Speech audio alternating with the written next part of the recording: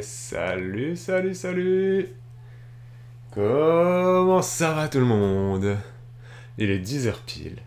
Nous sommes le 15 mars 2022. J'espère que vous allez bien, que vous m'entendez bien, et que vous allez bien. Et moi, ça va. Je suis en pleine forme ce mardi matin. Merci beaucoup pour l'abonnement, Camille. Merci. Merci, Camille. Merci beaucoup. Hop, attends, j'ai pas mis mon son. Je t'ai pas entendu. Hop, voilà, le son est là. Hop. Nous sommes mardi, les amis. Et ouais, et donc, nouvelle semaine qui commence pour les lives. Pour rappel, le planning des lives a été modifié depuis la semaine dernière. Vous avez rendez-vous avec moi en live sur Twitch le mardi et le jeudi matin à 10h. Et le mercredi soir à 20h30, on vous propose un cours de danse avec Bibou. Et là, on fait de la bachata depuis 15 jours. Donc si vous avez envie d'essayer la danse, c'est le moment. C'est le moment parce que ensuite on va avoir pris trop d'avance et on ne pourra pas revenir sur les bases. Donc notez bien, mercredi soir 20h30 la danse. Et avec moi, c'est le mardi et le jeudi matin. Voilà, et pour l'instant, Bibou se rôde, vous l'avez compris. Voilà. Alors, ce matin, je vous ai mis petite musique du Seigneur des Anneaux, voilà, que vous avez absolument tous reconnu. Voilà. Et ce matin, vous l'avez vu dans le titre de ce live, on parle argent, on est mardi. Et donc là, on va parler des carburants. Est-ce que l'aide gouvernementale de 15 centimes par litre de carburant, est-ce que c'est suffisant ou pas? On va analyser l'augmentation du prix de l'essence. Voilà, ça fait une semaine, moi, que je me suis penché sur cette question-là. Il y a beaucoup de gens qui sont dans la galère en ce moment parce qu'ils n'arrivent pas à payer leur carburant. Il y a même des entreprises qui demandent au gouvernement des aides parce qu'ils estiment avoir le couteau sous la gorge. Donc voilà, on va parler de tout ça. Il y a beaucoup de points qu'on va aborder. Je vais essayer ce matin de vous... on va essayer de voir tous ensemble. Est-ce que le prix de l'essence... pourquoi est-ce que l'essence a autant augmenté? Bon, c'est pas une surprise, c'est beaucoup lié à la crise ukrainienne, russo-ukrainienne. Et le gouvernement a annoncé donc qu'il y allait avoir une subvention de 15 centimes à partir du 1er avril. Voilà. Et donc, pourquoi est-ce que le gouvernement a choisi cette subvention-là? Est-ce que c'est suffisant selon vous que le gouvernement subventionne de 15 centimes le litre de carburant? On va parler de ça, on va analyser un peu tout ça, on va analyser les cours euro, dollar et tout ça. Et je vais essayer de là vous faire un live assez technique pour que justement, la finalité de ce live, vous le verrez, on va en arriver à la conclusion que, selon moi, l'aide du gouvernement de 15 centimes n'est pas nécessaire. La subvention n'est pas nécessaire. Donc là, je vais vous poser la question quand même en sondage. 15 centimes d'aide, donc je mets aide, mais c'est une subvention, hein, sur les carburants, suffisant ou pas? Est-ce que pour vous, le gouvernement aurait dû annoncer une aide supérieure à ça? On va aussi faire un petit tour du côté de nos copains de l'extrême gauche, Jean-Luc Mélenchon, qui propose carrément, lui, de bloquer les prix à 1,40 € le litre. Voilà, c'est Manuel Bompard qui a dit ça. Manuel Bompard, c'est le porte-parole de Mélenchon, hein. C'est son directeur de campagne même, je crois, si je dis pas de bêtises. Donc voilà, donc on va parler de tout ça. Voilà, je vous ai un peu fait le tour. Donc là, vous avez le sondage en haut. 15 centimes d'aide sur les carburants, est-ce que c'est suffisant ou pas? J'ai pas fini la question. Bon. La question, c'est est-ce que c'est suffisant ou pas, hein, voilà, donc... voilà, est-ce que selon vous, il faudrait plus? Donc si vous jugez qu'il en faut plus, vous mettez non. Voilà, j'ai mal formulé la question. Hein? Ok. Il y a plein de gens, évidemment, qui aimeraient qu'il y ait, je sais pas moi, 1 € d'aide, qu'on paye notre essence au même prix qu'à Dubaï, c'est-à-dire à 60 centimes. Donc voilà, vous votez. Est-ce que c'est suffisant, selon vous, les 15 centimes d'aide? Oui, c'est suffisant. Non, ce n'est pas suffisant. Ok, donc, on va attaquer. Alors, en ce moment, le prix de l'essence...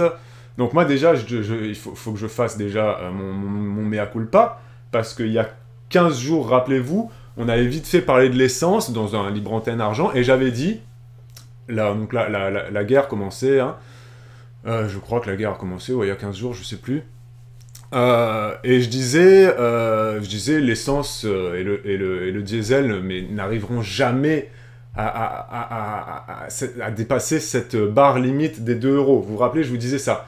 Et vous me disiez, si, tu vas voir, ça va dépasser. Et moi j'étais persuadé, je disais, mais c'est pas possible, c'est psychologiquement, tu peux pas faire payer aux Français leur carburant 2 €, c'est impossible. Il y a des stations qui le font déjà, même avant la crise, en plein été, on le sait, il y a des autoroutes où, voilà, vous allez payer votre carburant 1,90 €, 2 €, il y a même certaines stations, je sais pas, ces genres de stations professionnelles, Avia, ou je sais pas, je connais pas ces stations-là, c'est très bizarre, où je trouve que c'est très cher, ou les petites stations de campagne, où là, vraiment, ils marchent beaucoup.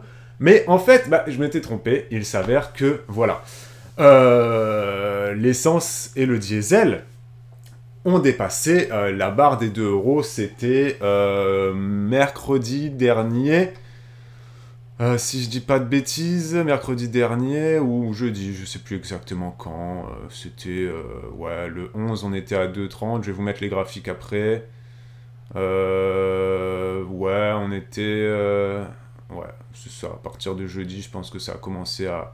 Non, à partir de mercredi, parce qu'ensuite, ça a rebaissé un petit peu, voilà.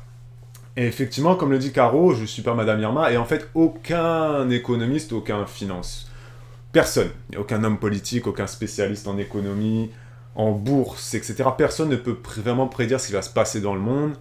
Les catastrophes naturelles, les guerres qui arrivent comme ça, du jour au lendemain, il faut dire ce qui est, honnêtement. On savait tous que Poutine était un peu fou, un peu dérangé, tous les gouvernements le savaient, mais de là à ce que le mec parte, déclare vraiment la guerre à l'Ukraine comme ça, mais là vraiment il est parti dans un optique où il veut reformer l'URSS, voilà. Il veut reconquérir tous les anciens pays qui formaient l'URSS. Voilà, il a un problème avec l'Ukraine en ce moment. S'il faut, il va virer ensuite, il va vouloir reprendre les autres pays de l'ex-URSS. Donc, voilà. L'ex-URSS, je crois que, hein, rappelez-vous, c'est 12 ou 13 pays. Hein, donc, si Poutine a envie de conquérir tous ces... Il se prend pour Jules César. Il y a certains psychologues qui considèrent même que Poutine est fou, vraiment, hein, cliniquement fou, voilà, il y a des... Voilà. Mais voilà, c'est pas la première fois que Poutine fait des coups comme ça, mais là, c'est vrai que je pense que ça a surpris beaucoup de monde que cette guerre en Ukraine, déjà, dure aussi longtemps et soit aussi forte. Hein. Il y a quand même... Là, c'est pas... Voilà. C'est pas la petite guerre, tu vois, c'est... Quoique même si, est-ce que ça existe une petite guerre? Mais bref. Donc voilà, donc personne ne le prédisait. Et donc on va analyser un peu tout ça. Alors moi, pourquoi est-ce qu'il y a 15 jours, je disais que selon moi, l'essence, enfin les carburants, essence diesel, ne pourraient pas dépasser les 2 €, c'est parce qu'en fait, le baril de pétrole était... aux alentours des... Alors, vite fait, vite fait, tac, le sondage. Vous êtes donc... Est-ce que 15 centimes d'aide sur les carburants, c'est suffisant ou pas? Non. Vous êtes 67% à dire que ce n'est pas suffisant, 15 centimes d'aide sur les carburants. Donc, à tous ceux qui ont dit « Non, selon moi, ce n'est pas suffisant, 15 centimes d'aide sur les carburants », je vais vous demander là, dans le chat, de me dire... à combien vous auriez aimé que cette aide soit chiffrée. Donc moi, j'aime bien, moi. Parce que souvent, on est très fort pour dire « je suis pas d'accord, c'est pas assez », mais du coup, combien tu voudrais? Voilà. Réfléchissez pendant 2 minutes. Là, l'essence est à baisser, hein, on n'est plus à 2 €. Hein. Mais voilà. Combien, voilà. Tu vois ce que je veux dire. Caro, elle dit, moi j'ai mis non parce que je sais pas vraiment ce qu'on devrait faire. Moi, je sais, je sais pas ce qu'on devrait faire, mais mon avis, Caro, c'est que le gouvernement ne devrait pas intervenir sur ce point-là, tout simplement parce que c'est effectivement brutal, ça fait mal aux fesses, hein, quand tu as l'habitude de payer ton carburant 1,60 et qu'il passe à 2 euros, je vous l'ai dit il y a 15 jours, ça fait mal aux fesses, mais c'est brutal, c'est rapide, mais ça va pas durer dans le temps, même si encore une fois je suis pas Madame Irma, mais ça ne va pas durer dans le temps pour plusieurs raisons. Je vais vous expliquer ça juste après. La guerre va peut-être durer dans le temps entre la Russie et l'Ukraine. Voilà. Notamment, il y a les États-Unis qui ont fait leur fameux... qui ont décidé de plus importer de quoi que ce soit de Russie, hein, ni de pétrole et tout ça, mais en même temps, les États-Unis sont pas très dépendants du pétrole russe. Mais voilà. Il y a Caro qui dit, moi je dis essence gratuite. Il y a Rita qui dit 6 euros. Non mais hey, Rita, on parle sur le litre, hein. Le litre il coûte 2 euros, tu peux pas avoir 6 euros de... Il y a Camille qui dit, je pense qu'on aimerait toujours plus, à choisir, on voudrait tout gratuit, mais bon, il faut savoir être raisonnable.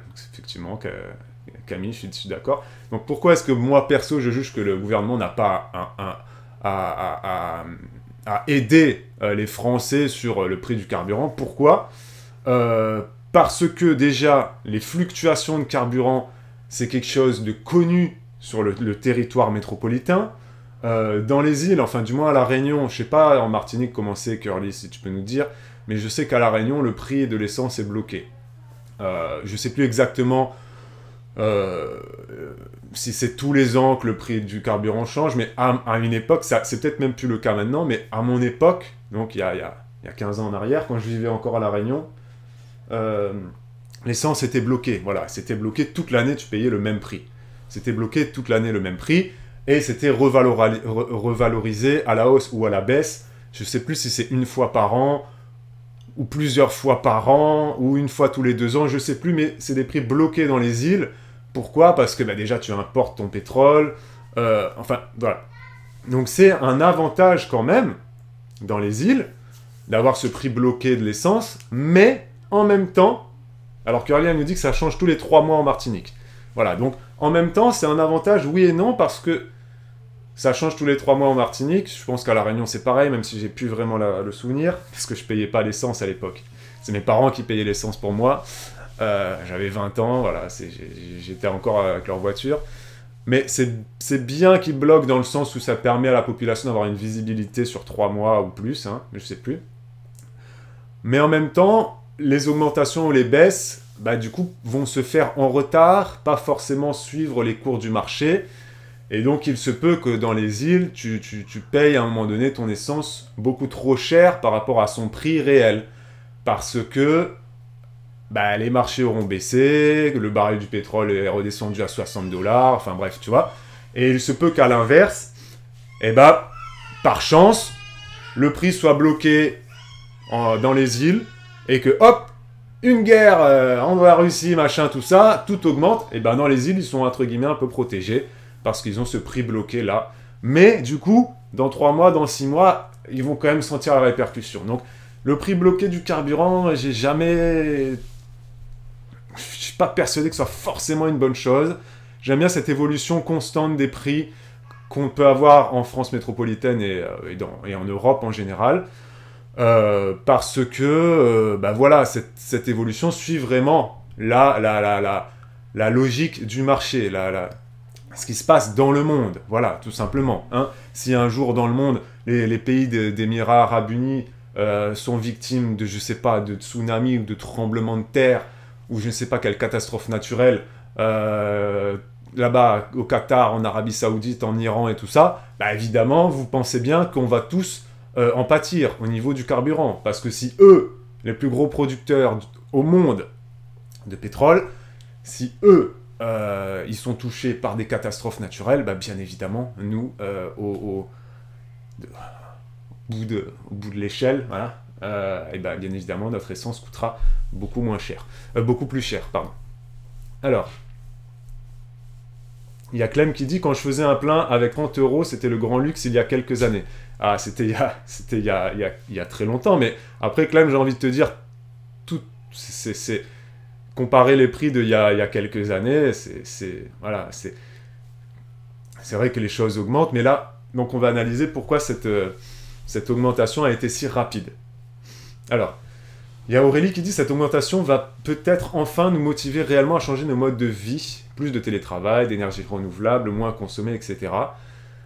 Et il y a Laura qui dit, moi j'avoue, je prends beaucoup plus le vélo en ce moment. Et ben Aurélie, justement, je suis entièrement d'accord avec toi. Mais en même temps, moi, ce qui me rend triste, ce qui me désole un peu, tu vois, Aurélie, c'est qu'il a fallu que on dépasse cette barre symbolique des 2 euros pour que certains se disent, bon, je vais peut-être changer ma façon d'utiliser ma voiture. Alors c'est très bien, mais des fois il faut des électrochocs dans la vie. Il faut, voilà, il y a des gens quand ils perdent un proche suite à un cancer du poumon, ils vont arrêter de fumer par exemple. Ils vont connaître leur petit-neveu qui va malheureusement, leur petit-neveu est mort suite à un accident de voiture parce qu'il a roulé trop vite ou qu'il a consommé de l'alcool au volant. Ils vont hop, électrochoc, ils vont se dire, j'arrête de rouler vite. Ils vont prendre conscience eux-mêmes de se dire, ah mais tu vois, mon petit-neveu, il roulait vite, mais en fait, moi aussi je roule vite. Alors, je roule peut-être pas vite comme un jeune qui fait n'importe quoi, qui se croit dans Fast and Furious, même si encore une fois, pas tous les jeunes roulent comme dans Fast and Furious. Mais voilà, des fois, il faut des électrochocs comme ça pour que les gens se réveillent et se disent, bon, en fait, rouler à 150 au lieu de 130, c'est pas si dangereux, mais en fait, ouais, c'est peut-être pas quelque chose à faire. Même rouler à 150 au lieu de 110, parce qu'il y a plein de gens qui roulent à 140 sur des voies rapides à 110. J'en connais personnellement. Et pas que des jeunes, tu vois, des quarantenaires, des soixantenaires, voilà. Il y a plein de gens qui roulent à 100 km/h quand c'est limité à 80, parce que, ou quand c'est limité à 70 sur les routes de campagne. Moi, je peux vous dire, j'habitais à la campagne, je peux vous dire qu'il y a beaucoup de gens qui roulent à 90, 100, 110, alors que c'est limité à 70. Voilà, c'est des routes sans bas-côté, où les tracteurs circulent, enfin bref. Voilà, et donc, grâce à cette augmentation des carburants, il y a beaucoup de gens, effectivement, qui disent, bon alors, je vais mettre ma voiture au garage, je vais prendre plus le vélo, je vais plus marcher. Bon, d'habitude, je vais chercher mon pain en voiture, ça me prend 2 minutes en voiture d'aller chercher mon pain. Bah là, je vais peut-être y aller en vélo, ça va me prendre 10 minutes. Je vais peut-être y aller à pied, ça va me prendre 20 minutes. Enfin, non. En vélo, ça ne prendra pas 10 minutes, ça te prendra peut-être 5 ou 6 minutes, parce que le vélo en ville est des fois quasiment presque plus rapide que la voiture, tu vois. Et ça, c'est des prises de conscience qui sont nécessaires pour notre planète et pour notre porte-monnaie, tu vois. Et ça, c'est cool que ce prix symbolique des 2 euros ait été dépassé, parce qu'il y a beaucoup de gens qui ont pris conscience qu'ils utilisent leur voiture, mais beaucoup trop. Ils roulent trop vite, sans forcément se mettre en danger ou mettre en danger les gens, mais ils roulent trop vite. C'est-à-dire que si tu roules à 100 au lieu de 80 sur une route départementale, alors tu as le risque de te faire flasher. Ça, on le met de côté. C'est vrai, il y en a, ils aiment pas les radars, il y en a qui crient aux raquettes. Bon, ça c'est un fait. Bon. Au-delà de ça, est-ce que tu as plus de chances de mourir Partons du principe qu'on ne peut pas mourir en voiture via la vitesse. Donc, peu importe, allez, voilà, ok.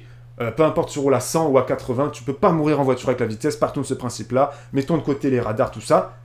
Parlons juste porte-monnaie. Le fait de rouler à 80 km/h au lieu de 90, ou le fait de rouler à 80 km/h au lieu de 100, parce qu'il y a beaucoup de gens qui dépassent les limitations de vitesse, il faut le dire, tu économises énormément de carburant. Vraiment, vraiment beaucoup. Depuis qu'ils ont passé les routes à 80 km/h, sincèrement, il y en a qui n'ont pas vu la différence parce qu'ils n'ont jamais respecté les 80 km/h, mais moi, je l'ai vu sur ma consommation réelle. Tu gagnes en consommation réelle, tu vois. Sur l'autoroute, c'est pareil. Quand je roule à 115, 120 km/h sur l'autoroute, c'est des vitesses que je ne vais jamais dépasser, parce que dès que je roule à 130, je consomme beaucoup d'essence. J'ai une grosse voiture familiale, Dacia Docker. Quand je roule, c'est un genre de berlingot, quand je roule à 130, je suis aux alentours des 9 à 10 litres au 100. Quand je roule à 115, 120, je suis aux alentours des 7,5, 8 litres au 100. Donc tu vois, sur 100 km, j'économise déjà 2 litres par 100 km. Tu vois, donc sur un trajet entier, finalement, sur un mois entier, ça fait des économies. Et ça, il faut vraiment s'en rendre compte. Et évidemment, au-delà de ça, si vous pouvez laisser votre voiture au garage de temps en temps pour prendre le vélo ou pour marcher, ne serait-ce que de marcher pour aller à l'école ou quoi, si vous le pouvez, faut pas hésiter à le faire. Faut mettre des fois sa flemme de côté, tu vois. Mon boss est passé à 110 km/h sur l'autoroute. Et ben voilà, Marine, ton boss, je pense qu'il va le sentir vraiment. Le fait de rouler à 130, ça consomme énormément d'essence. Certes, tu vas aller plus vite, tu vas arriver plus vite à destination, mais voilà, tu économises beaucoup. Il y a Caro qui dit pas dans la campagne où tu es loin de tout. Bah tu vois, Caro, moi je suis à la campagne. Je pense que dès qu'il va faire beau, parce que je suis pas un professionnel du vélo comme Marine, je sais que Marine ARV, elle prend le vélo tout le temps, même en hiver, elle. Moi en hiver, je vais pas prendre le vélo, j'ai pas envie de m'acheter des équipements et tout ça. Mais au printemps, tu vois, Caro, moi je suis à 10 minutes en voiture du supermarché le plus proche. Donc j'ai quand même, j'ai un bon 20, je pense que je pense que je dois avoir 15 km, je pense. Je vais me tenter, au printemps, là, je vais me tenter d'y aller à vélo de temps en temps, juste pour voir si, quand j'ai des petites courses à faire, parce que il me manque un truc, ça m'arrivait des fois de prendre la voiture pour aller acheter 3 ou 4 trucs qui peuvent rentrer dans un sac à dos, voire dans autre chose. Mais tu peux faire les choses, même à la campagne, j'ai une voisine, elle a un vélo cargo électrique. Elle va faire ses courses à vélo. Elle est à la campagne pourtant. Après, c'est effectivement des choix de vie. La voiture n'est pas un indispensable. Tu peux la mettre un peu au garage de temps en temps. Tu vois? Tu peux le faire. Vraiment. Après, effectivement, c'est question de choix. Mais voilà, là, c'était la petite parenthèse pour dire c'est bien qu'il y ait eu cette barre symbolique des 2 € d'atteinte parce que il y a beaucoup de gens qui avaient besoin de cet électrochoc. Ok? Ensuite, on va analyser pourquoi est-ce que moi, il y a 15 jours, je disais le prix du carburant n'atteindrait jamais 2 € parce que le baril était aux alentours des 110-120. Et en fait, 110-120 $. Et en fait, le prix du baril d'essence, il a déjà été au prix de 100, 110, 120 $. Et là, on disait, waouh, le baril a dépassé les 100 $, etc. Et puis, en fait, moi, j'arrivais pas à comprendre. Je me disais, mais pourquoi les gens s'affolent? On a déjà eu ces prix-là. Le baril de Brent, comme on dit, le baril de pétrole, quoi, on appelle ça le Brent, pétrole Brent, il a déjà atteint à son plus haut sommet 140 $. Mais là, on n'y était pas du tout à son plus haut sommet. Et on n'a jamais été à 2 € le litre d'essence. Et je me disais, mais pourquoi? C'est pas possible. Il n'y a aucune corrélation logique. On est sur un baril à 100, 110, 120. C'est des prix qu'on a déjà connus. Donc ça nous faisait de l'essence à 1,60 €, 1,65 €. On a tous connu ça. L'été, en plein été, dans le sud de la France, voilà, l'essence, elle est entre 1,60, 1,70. J'ai fait 6 ans dans le sud, j'ai toujours payé mon essence à entre 1,60 et 1,70 l'été. Voilà. Parce que à l'été, les gens roulent, effectivement, on les allume, on fait monter l'essence. Enfin, ça a toujours été comme ça. C'est toujours été plus cher en été qu'en hiver, toujours. Et je me rappelle très bien que des fois, j'allais donc en Espagne, parce que j'habitais à côté de la frontière, pour aller faire des courses, pour aller en vacances, faire des trucs et tout ça. Et je me rappelle très bien payer mon essence en Espagne 1,36 €, entre 1,30 €, ouais, j'avais payé 1,36 €, 1,30 € et 1,40 €. Voilà. Donc, vous voyez, c'est des prix qui... c'est les prix que j'ai en tête, moi, de ces 6 dernières années. Voilà. 1,40 € en Espagne, et en France, c'était 1,40 € en hiver, 1,60 € en été. Du coup, j'arrivais pas à comprendre. Je dis, mais c'est pas possible, on sera jamais... Mais en fait, pourquoi est-ce qu'on a atteint les 2 €? Parce que l'euro, grâce à notre copain Poutine et à cette guerre en Ukraine, est en train de chuter par rapport au dollar. L'euro est très très faible. Très très très faible. Donc je vais essayer de vous mettre des graphiques. Comme ça, vous allez mieux comprendre. Alors, tac, tac, tac, tac, jardin, capture d'écran. Est-ce que je vais réussir à faire ce que je voulais faire? Oui, crois en toi, tu vas y arriver. Partage d'écran. On y croit ou pas? Alors, donc là, j'ai absolument pas de partage d'écran. Là, il y a ma tête. Et la partage d'écran, il est là.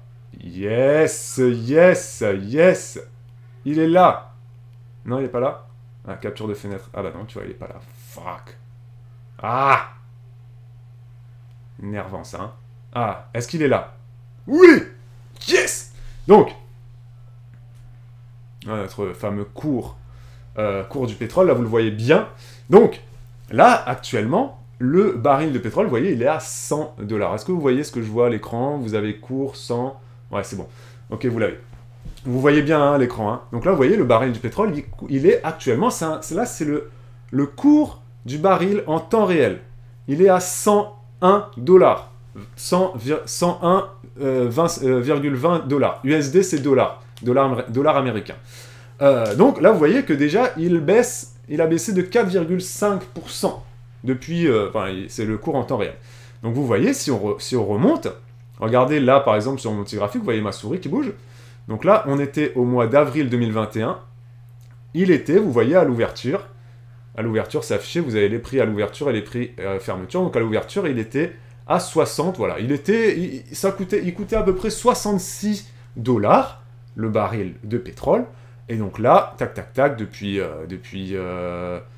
voilà, il monte depuis le début d'année, il monte, voilà. Et il a atteint, hop, voilà, quand il y a notre petite guerre qui a commencé au mois de mars, hop, là, on était à 98, donc on était, voilà, on avait dépassé les 100. Tu vois ce que je veux dire? Et il y a eu un pic, là, on voit le pic, il est là, le pic. Il y a eu un pic à 124, le 8 mars. Le 8 mars, il y a eu un pic à 124 $, le baril de pétrole. Et hop, vous voyez qu'ensuite, il redescend. Là, il est à 110, le 11. Et là, aujourd'hui, il est à 100. Donc déjà, le 8 mars, il était à 124 $. Et là, on est à 101 $. Donc déjà, il a beaucoup baissé. Hein, vraiment, tu passes de 125 à 100. Ça te fait une baisse voilà, je ne vais pas vous faire un calcul de tête parce que là, je ne vais pas y arriver. Mais ça va quand même faire une baisse importante. Mais pourquoi est-ce que l'essence a atteint les 2 €? Et c'est tout simplement parce que, en même temps, on voit le cours entre l'euro et le dollar. Et ben, on voit quoi? On voit que, eh ben, ça chute. C'est pas de ouf. Tu vois ce que je veux dire, hein? C'est pas quelque chose... En ce moment, l'euro, bon alors là, ça remonte un petit peu. On est à combien là? On est... Pour 1 €, on est à... J'ai pas le cours en temps réel là, pourquoi? Bon bah, on va dire que... On est à 1,10 à peu près. Donc ça veut dire que... Si vous ne connaissez pas... Si vous n'arrivez pas... Oups, pardon. Si pour vous c'est quelque chose de totalement abstrait, le cours entre les deux... le taux de change entre l'euro et le dollar et entre toutes les monnaies. Donc là, il est à 1,10 plus ou moins le taux. Ça veut dire que pour 1 €, tu as l'équivalent de 1,10 $. Donc, quand tu as 1 €, tu es plus riche que si tu avais 1 $. Voilà. Si tu as 1 $ dans ta poche, tu as 90 centimes d'euros. Vous comprenez le processus. Et donc, ils sont très proches. Et on a quasiment failli, à un moment donné, la semaine dernière, atteindre le 1 $ égale 1 €. Bon, failli, ça se joue à 15 centimes, mais du coup, si on arrive un jour au stade où 1 $ égale 1 €, ça veut dire que du coup, là, l'euro est vraiment en très mauvaise position, parce que l'euro a toujours été la monnaie la plus forte dans le monde. La monnaie la plus forte, c'est-à-dire que si tu as des euros en poche, tu es le plus riche que si tu as des roupies, des roubles, ou des dollars américains, ou des dollars canadiens, ou voilà. L'euro est une monnaie forte par rapport à beaucoup de monnaies dans le monde. Là, le problème, c'est que le dollar, effectivement, Aurélie, on achète son essence en dollars. Tout s'achète en dollars, notamment sur les marchés du pétrole. Voilà. Donc ça s'achète en US dollars. Et donc, vu que l'euro est faible, et ben, c'est pour ça que nous, petits consommateurs, et l'Europe, hein, parce que l'essence a augmenté dans toute l'Europe, nos prix en fait ont augmenté. Le baril, lui, d'essence, il a augmenté, mais pas de façon brutale. Mais par contre, nos prix, nous, ils ont augmenté de façon brutale parce que l'euro a chuté par rapport au dollar. Et ça, c'était un truc que perso, j'avais pas du tout analysé, envisagé à titre personnel et que j'ai compris là dernièrement. Et donc, c'est pour ça qu'on paye cher notre essence. Voilà. Donc là, c'était une petite chose que je voulais vous dire. J'espère que vous avez appris quelque chose là. Et ensuite, on va analyser la proposition de l'extrême gauche, de Jean-Luc Mélenchon, bon, de la gauche, parce qu'il y en a qui disent qu'il n'est pas d'extrême gauche, qui propose de bloquer les prix. Donc, il dit que l'aide, la subvention gouvernementale de 15 centimes par litre de carburant, ce n'est pas suffisant. De toute façon, vous le savez que, voilà. Et donc, il propose de bloquer les prix à 1,40 € le litre. Ok ? Alors, il y a Caro91 qui pose une question, qui dit pourquoi est-ce que l'essence est moins chère en Espagne? Tout simplement parce que l'Espagne est un pays où la vie est moins chère, Caro. La vie est moins chère en Espagne. Voilà. Il y a aussi moins de taxes sur le carburant. Pourquoi est-ce qu'il y a moins de taxes sur le carburant en Espagne? Parce que la population a un pouvoir d'achat plus faible. Voilà. Quand tu es français, si tu vas vivre en Espagne, ou au Portugal, ou en Italie, ou plus loin, en Grèce, en Croatie, je ne vais pas faire tous les pays d'Europe, tu as plus de pouvoir d'achat que la population locale. C'est comme ça, Caro. C'est pour ça que l'essence sera moins chère en Italie, en Espagne, au Portugal. Je ne sais pas ensuite s'il y a des frontaliers qui peuvent me dire le prix de l'essence en Belgique, en Allemagne et en Suisse, parce que de ce côté-là, côté Est, là par contre on n'est pas face aux mêmes populations, on n'a pas le même niveau de vie en Suisse, Allemagne, Luxembourg, Belgique, et voilà, que les pays du Sud qui ont toujours été, entre guillemets, un peu plus pauvres, un peu moins de pouvoir d'achat. Voilà, tout le monde le sait.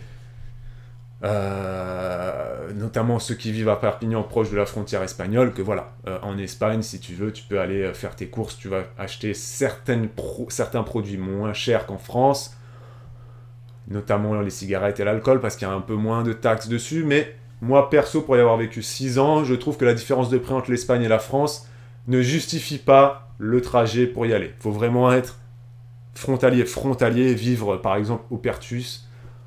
Mais ceux qui vivent à Perpignan, il faut quand même qu'ils fassent 40 minutes de route pour aller à la Jonquère. Et encore à la Jonquera, c'est pas là-bas où tu vas avoir les prix les plus intéressants. Donc si tu veux aller jusqu'à Gérone ou jusqu'à Figueres depuis Perpignan, t'en as pour 1 heure. Honnêtement, ça vaut pas le coup. Pas du tout. Voilà. Donc au Luxembourg, c'est moins cher qu'en France, nous dit Alexia. Merci beaucoup pour le premier message sur le chat. Merci beaucoup. Donc au Luxembourg, c'est moins cher qu'en France. En Allemagne, au 7 mars, on était à 1,70 €. Voilà, en Allemagne, les prix en Allemagne sont quand même assez proches de ceux de la France. L'Allemagne, eux, ils ont proposé de subventionner de 20 centimes par litre de carburant. Nous, la France, le gouvernement a proposé une subvention de 15 centimes. Voilà. Donc la France, c'est toujours un peu plus cher que les pays limitrophes, parce que la France est le pays le plus riche d'Europe, hein, faut dire ce qui est, on est... Voilà, faut dire ce qui est, voilà, on est le pays où on a un peu plus de taxes sur plein de choses, c'est pour ça aussi qu'on a accès à... Voilà. C'est les choix politiques qui sont faits, un peu plus de taxes, un peu plus d'aide sociale aussi dans notre pays que dans d'autres. Donc voilà, l'un dans l'autre, tout ce qu'on pense, voilà, il y a des pays où il y a...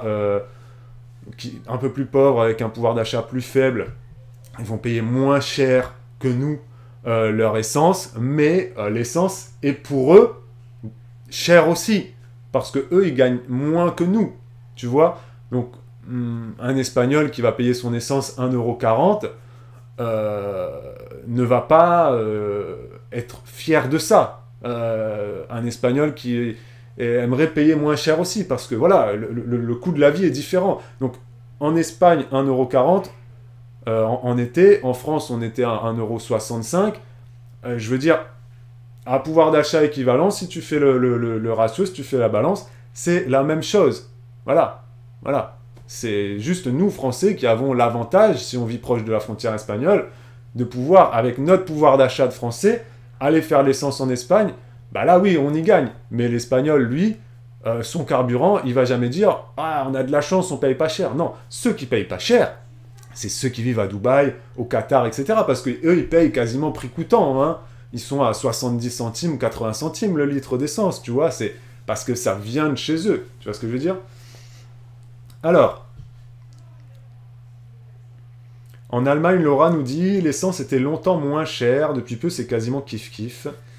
Et depuis la guerre en Ukraine, l'essence est devenue même plus chère en Allemagne qu'en France. Merci beaucoup Laura. Il y a Blissney qui dit tu ne crois pas que si l'État nous taxait moins le carburant, ça serait mieux car on paye plus de taxes que de carburant.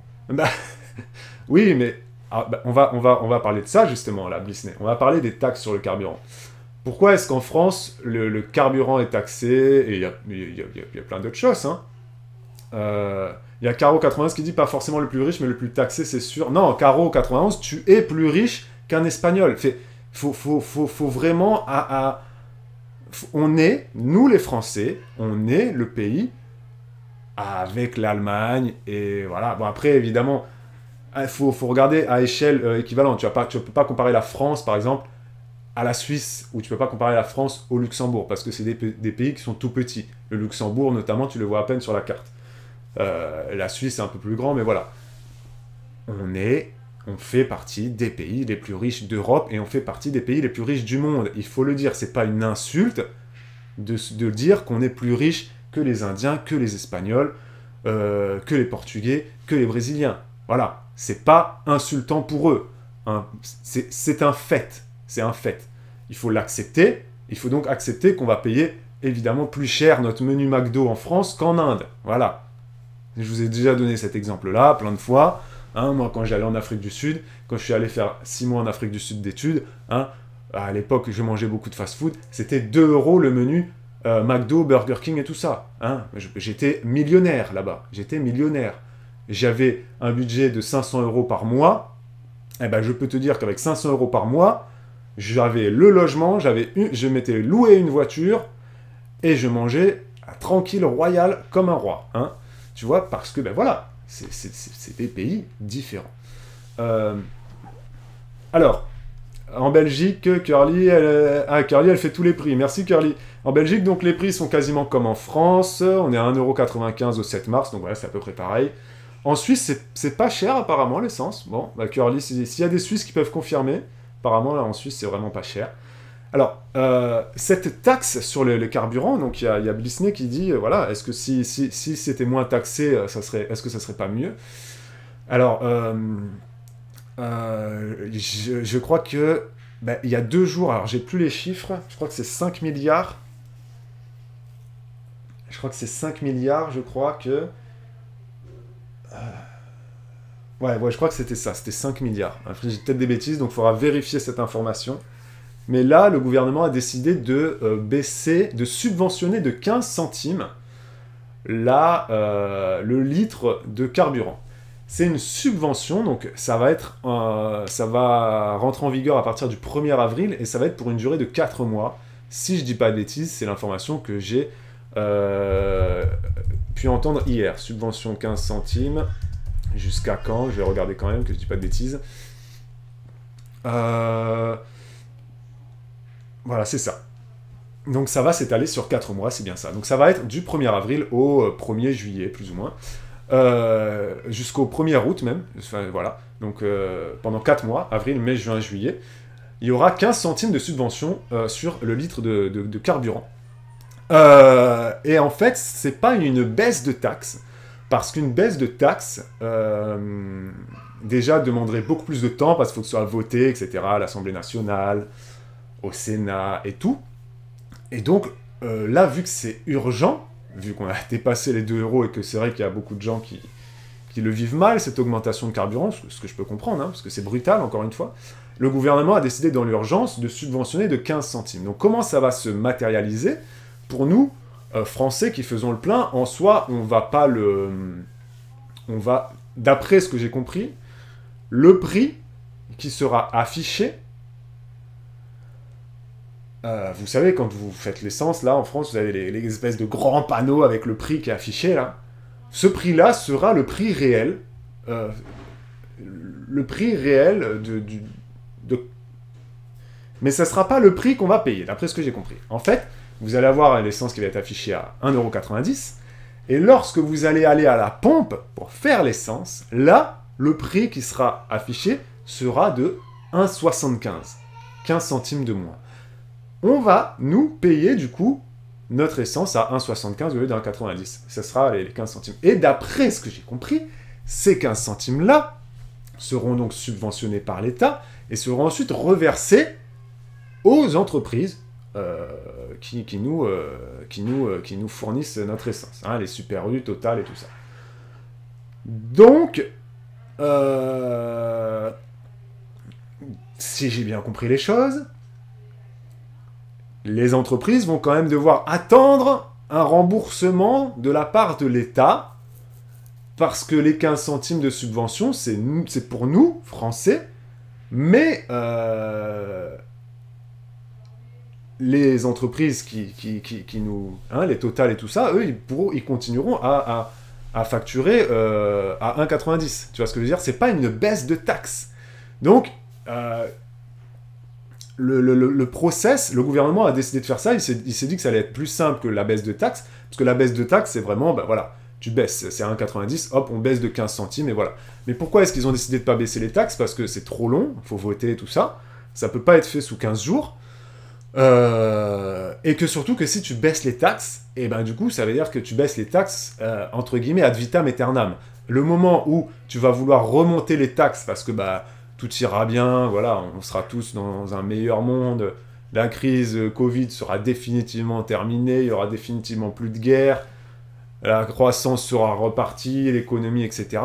Eh ben, quand tu voudras remonter tes taxes, ça faudra revoter, tout ça, ça sera compliqué. C'est pour ça que le gouvernement n'a pas décidé de faire une baisse de taxes, mais juste de subventionner de 15 centimes. Donc les entreprises Total, Super U, Leclerc et compagnie,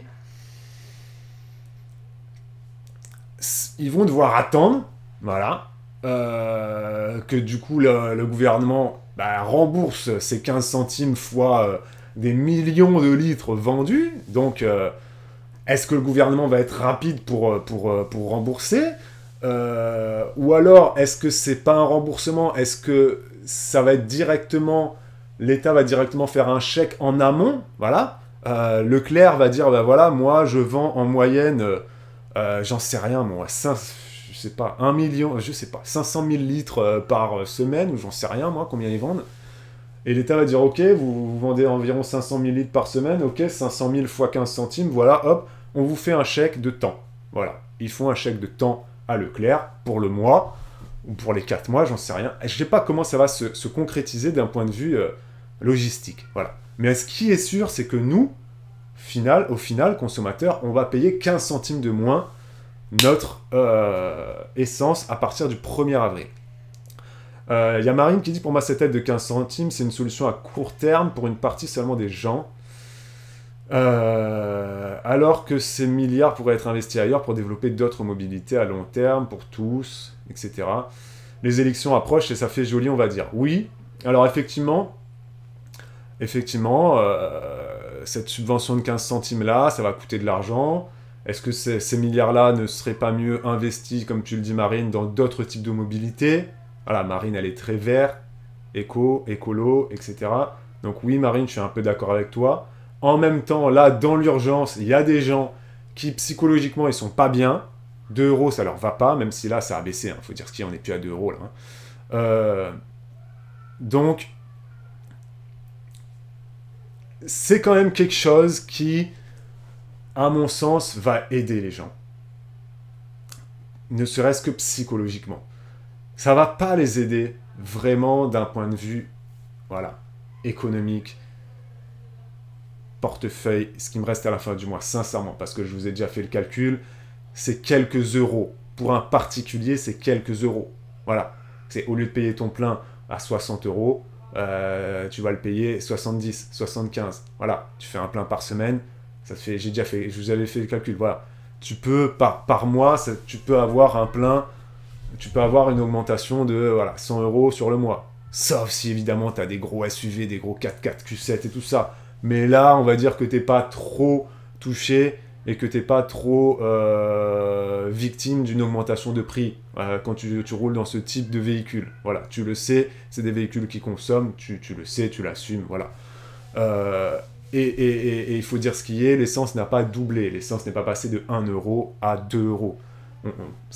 Voilà, l'essence est passée de 1 €. Avant la crise ukrainienne, on était à 1,60 €. Voilà, on était aux alentours de 1,55 €, 1,60 €.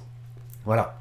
L'essence a pris 40 centimes de plus par litre. Donc oui, ça fait beaucoup, je vous l'ai dit, pour les entreprises qui ont des flottes de véhicules énormes, des bus, des camions, voilà, voitures d'entreprise, voitures de fonction, etc. Mais pour nous particuliers, ça restait une augmentation absorbable. Je vous l'ai déjà dit il y a 15 jours. Là, je vais vous donner l'exemple d'une boulangère qui m'a fait beaucoup de peine.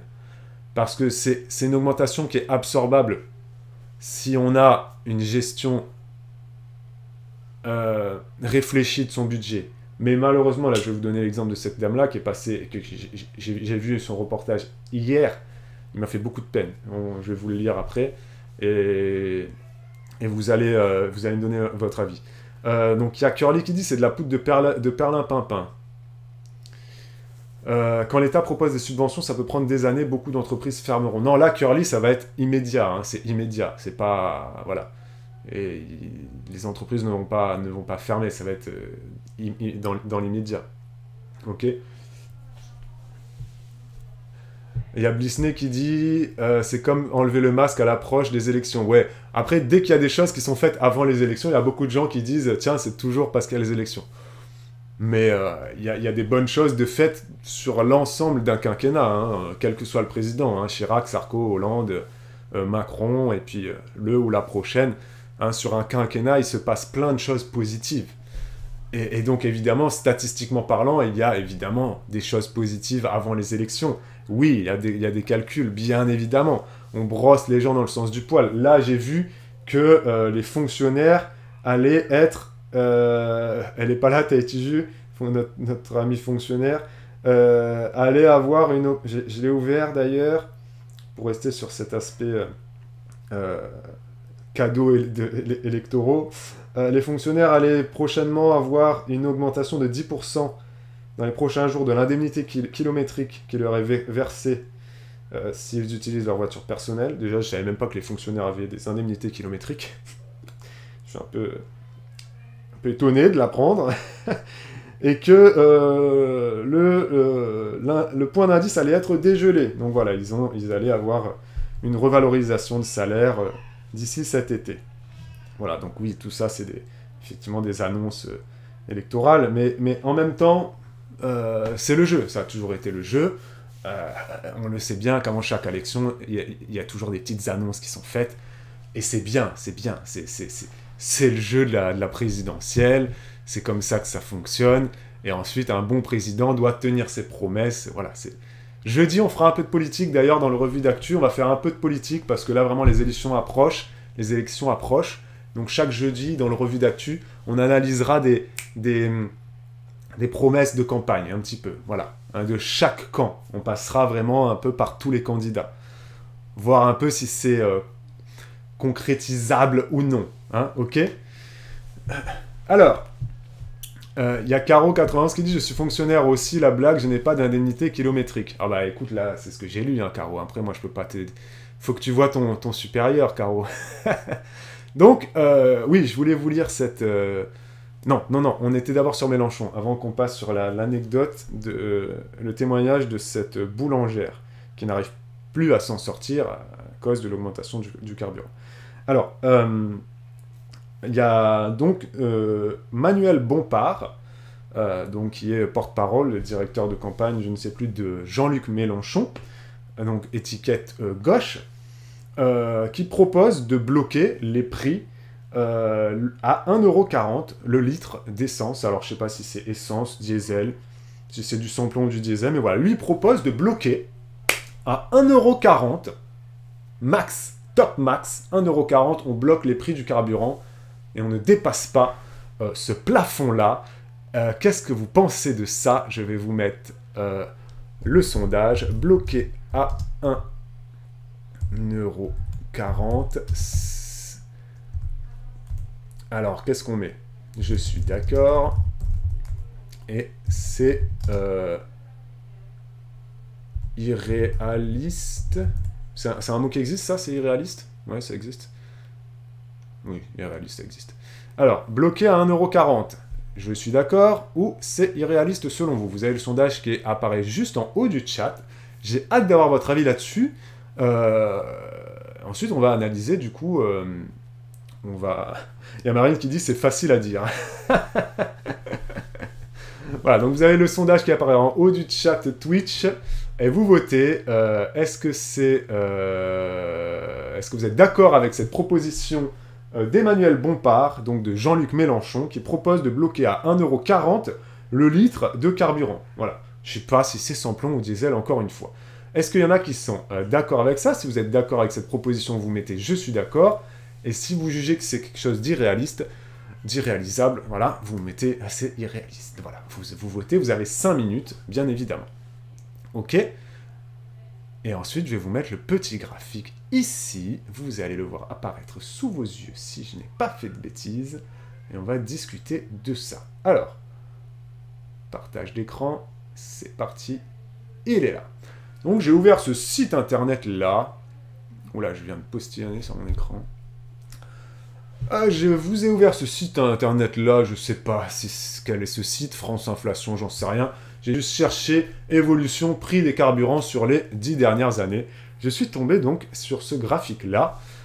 Ah bah d'ailleurs, on a les prix au 12 mars 2022. Donc voilà. Donc le carburant, le samplon 95 EDI, le samplon 95, on est toujours sur des 2 € quand même apparemment là. On est toujours sur des 2 € au 12 mars. Ah oui, mais ça c'était au 12 mars, oui, c'était vendredi. Oui, oui. Mais aujourd'hui, depuis lundi, ça a quand même baissé. Je suis pas allé faire l'essence, donc j'ai pas du tout de prix là, entre lundi et hier. S'il y en a qui sont allés faire l'essence entre hier et aujourd'hui, est-ce que vous pouvez me donner les prix que vous avez eus pour le samplon et pour le diesel, ok? Comme ça, on pourra voir un peu où on en est. Donc là, vous avez l'évolution des prix depuis quand même... Alors, hier soir, Célia, elle dit, c'était... Dis-moi, c'est quoi, Célia? Si c'est du 98, par exemple, je veux pas en entendre parler. Dis-moi les prix du 95, du samplon 95 et du diesel. Le 98, pour moi, ne rentre pas en ligne de comparaison. Pourquoi? Parce que, voilà, le 98, c'est un carburant 100% essence. La plupart des gens, maintenant, mettent du E10, donc c'est du samplon 95 avec 10% d'éthanol. La plupart des gens mettent ça, le SP95 E10. Il était à 1,95 €, merci Elori, hier, ok. Et dites-moi le prix du diesel aussi. Diesel, il était à 2,21 € hier le diesel, ok. Ok, merci Célia, merci beaucoup. Évidemment, ça dépend des régions, hein, Curly, évidemment. Il y a Marine qui dit, par rapport à beaucoup de produits de tous les jours, l'essence, c'est le truc qui a le moins augmenté ces 10 dernières années. Eh bien, tu as entièrement raison, Marine. En fait, le prix de l'essence sur les 10 dernières années, on va le voir, enfin là, vous le voyez, le graphique est là, mais je vais l'analyser avec vous. Vous le voyez, hein, là, on est sur du 2010. Vous voyez ma petite souris? On est sur 2010, là. 2010. Et là, on est sur 2022. Donc, on a une analyse sur 12 ans. En 2010, donc en bleu... c'est le samplon 95, mais ensuite c'est passé au samplon 95 E10. Maintenant, le samplon 95 pur n'existe plus. Ok. Il y a Laura qui dit ce matin le carburant E10 était à 2,20. Merci beaucoup. Et 2,24 pour Adeline. Ok, donc vous avez encore des prix supérieurs à 2 €. Après, effectivement, ça dépend de où vous êtes. Si vous êtes dans une grande ville, à la campagne, ça dépend où vous faites votre essence aussi. Hein. De 2,20, ok, on est toujours sur du 2 €, d'accord, ça n'a pas tant baissé que ça. Hein. Bon, d'ailleurs, il y avait il y avait Édouard Leclerc qui, vendredi, il y a le PDG de Leclerc qui a dit lundi, ça va baisser d'au moins 30 centimes le carburant. Et du coup, il y a plein de gens qui se sont dit ah, on va pas faire l'essence ce week-end, on va attendre lundi. Il s'avère que lundi, en fait, ça n'a pas vraiment baissé. D'après ce que vous me dites, on est toujours sur les 2,10, 2,20 même.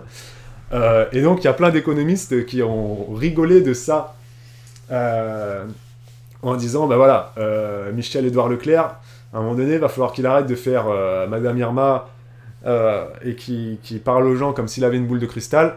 Parce que c'est vrai que Michel-Édouard Leclerc, c'est le taulier en termes de grande distribution. Hein. Leclerc, c'est vraiment le big boss. Il est au-dessus de tout le monde, Leclerc. Faut dire ce qu'il est. Mais c'est vrai que des fois, il se la pète un peu quand même. Il se la pète un peu, Leclerc. Il se prend un peu trop pour un politique, pour un économiste, pour un financier. Voilà. Bon, c'est un très bon PDG qui gère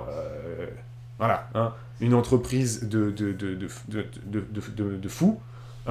Parti de rien quand même, parti d'une épicerie Leclerc, vous connaissez tous l'histoire, mais c'est vrai que des fois, il y a des sorties à la télé qui... voilà. Donc, pour notre petit sondage bloqué à 1,40€, vous êtes à 86%, vous jugez que c'est une proposition totalement irréaliste. Et merci à tous ceux qui votent, hein. Là, vous avez été donc... vous êtes 57 à regarder ce live, ça fait plaisir. Et vous êtes 24 à avoir voté. Non, la moitié à avoir voté. Donc n'hésitez vraiment pas à voter. Si vous pouvez le faire très facilement, même si vous êtes occupé à autre chose. Participez quand même au vote à chaque fois où je mets des petits sondages. Ça permet d'étoffer encore plus la discussion, tu vois. Donc, là... Ah, vous avez une pub, pardon. J'ai pas vu que c'était l'heure de la pub. Je suis désolé. Je reviens, du coup, je vais chercher mon eau. À tout de suite. Salut, de retour. Je suis allé prendre un petit verre d'eau parce que j'avais oublié. Et là, j'étais tellement pris à fond dans le sujet que j'ai même pas vu l'heure passer. Il y a toujours une pub qui se lance à 1 heure de live à peu près. C'est une coupure automatique pour rappel. Hein. Et j'ai choisi de placer cette coupure automatique à 1 heure. Et d'habitude, je la vois, et là, désolé, je l'ai même pas vu passer. Donc, je vous disais, bon, c'est bien, ça m'a permis de faire une petite pause, et de reprendre mon souffle, et de boire de l'eau. Et ces pubs nous rémunèrent, hein, Roulia, hein. Roulia qui fait cette tête-là. Ces pubs nous rémunèrent, Roulia, bien évidemment. Donc, vous êtes toujours avec moi. Donc, je vous disais, oui, on était sur le sondage, vous étiez donc 86% à trouver que bloquer à 1,40€, c'était quelque chose d'assez irréaliste. Et donc, on va analyser. Vous allez voir. Moi, je suis avec vous, la majorité. C'est totalement irréaliste. En fait, j'ai l'impression que Jean-Luc Mélenchon, et on en parlera jeudi, justement, dans la revue d'actu, on ouvrira ces petites pages politiques en analysant les propositions de Jean-Luc Mélenchon et de Nathalie Arthaud, notamment, qui proposent des augmentations de SMIC. Alors Nathalie Arthaud, elle propose de passer le SMIC à 2 000€. Donc on va analyser ça jeudi. Mais là, en fait, j'ai l'impression, on va rester focus sur le carburant, que le fait de vouloir bloquer les prix à 1,40€ le litre de carburant, pour moi, c'est même pas quelque chose d'irréaliste, c'est quelque chose que je me dis, est-ce que ces hommes politiques et ces femmes politiques qui ont ce type de réflexion et qui osent le proposer ouvertement, publiquement, à l'antenne, hein, tu vois, est-ce qu'ils ont conscience de la réalité du terrain? Souvent, on dit que les hommes politiques, on accuse souvent les hommes politiques en disant qu'ils sont déconnectés du terrain, c'est les riches contre les pauvres, tu sais, souvent, il y a des gens qui ont cette vision des politiques, là, tu sais, un peu en mode monarchie. Voilà, tu sais, il y en a qui considèrent Emmanuel Macron comme un roi, la monarchie Macron, je sais pas quoi, etc., peu importe les hommes politiques qu'on aura au pouvoir, il y aura toujours des gens, même si un jour, Nathalie Arthaud, ou Jean-Luc Mélenchon, ou Philippe Poutou deviennent président de la République, même là, je suis persuadé que même si on a des politiciens d'extrême gauche un jour président, il y aura toujours des gens qui auront toujours cette réflexion de dire les élites contre le bas peuple, et tu sais... Alors que pour moi, non, c'est juste des gens comme vous et moi, sauf que eux, leur boulot, c'est de gérer un pays, Moi, mon boulot, c'est de gérer ma maison, mon jardin, et je suis très bien comme ça, tu vois. Y a Marine qui dit, il n'y avait pas un homme politique qui avait dit que le pain au chocolat, c'était à 15 centimes. Ah oui, ça, je crois que c'était... C'était qui avait dit que le pain au chocolat, c'était 15 centimes? Je sais plus. C'était un gars de droite, je crois. C'était pas François Fillon. C'était pas Fillon, c'était... Ah, je ne sais plus. Ah, Copé, merci. Jean-François Copé, je l'avais oublié, Copé. Merci Lolita, et bienvenue Lolita. Parce que t'étais pas là encore, Lolita. Ouais, c'était Copé, c'est ça. Jean-François, notre copain, salut, j'ai... Et donc notre pote Mélenchon, donc lui...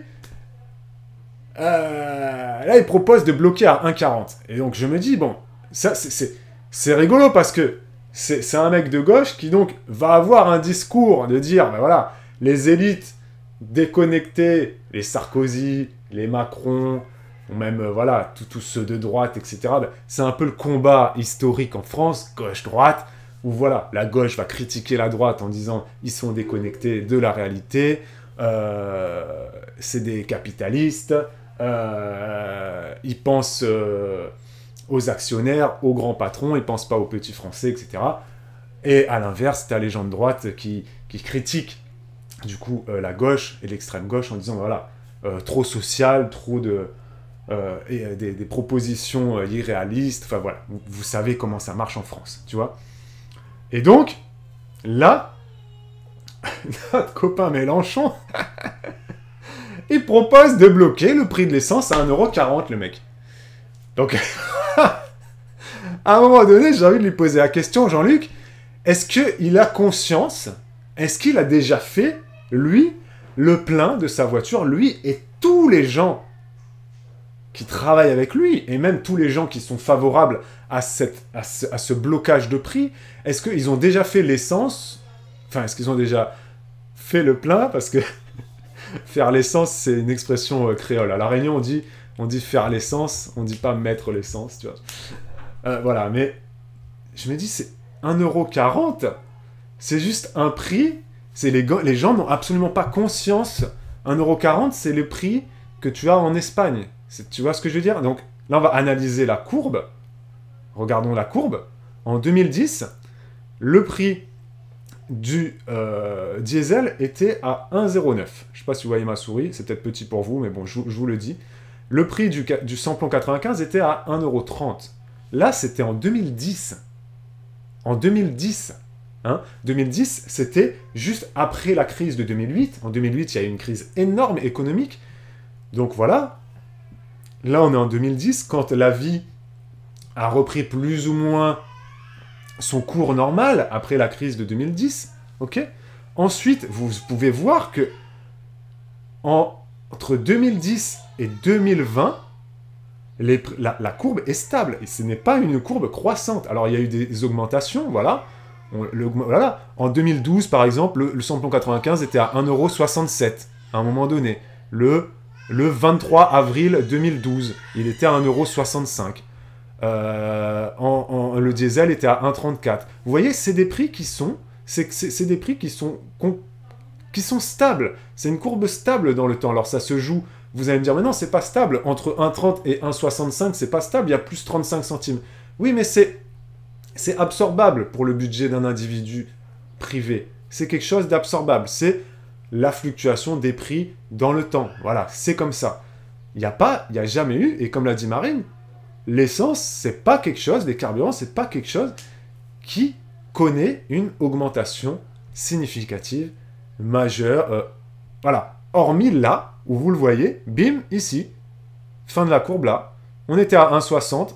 Au mois de novembre, on était aux alentours de 1,60 pour essence et diesel. Le diesel a très vite rattrapé l'essence maintenant, hein, parce qu'il y a beaucoup plus de taxes sur le diesel en France, et le diesel a même dépassé l'essence maintenant. On le voit là, il y a une petite courbe jaune, tac, tac, tac, elle a dépassé. Et donc, là, on est passé effectivement à... On était à 1,60 au mois de janvier, voilà, et maintenant, on est à 2 €, 2,10 €, 2,20 €. Donc, ça a augmenté de façon très rapide, surtout à cause de notre copain Poutine, tu vois. Mais de vouloir bloquer le prix à 1,40 €, c'est n'avoir aucune conscience de la réalité du terrain, de la réalité de la vie.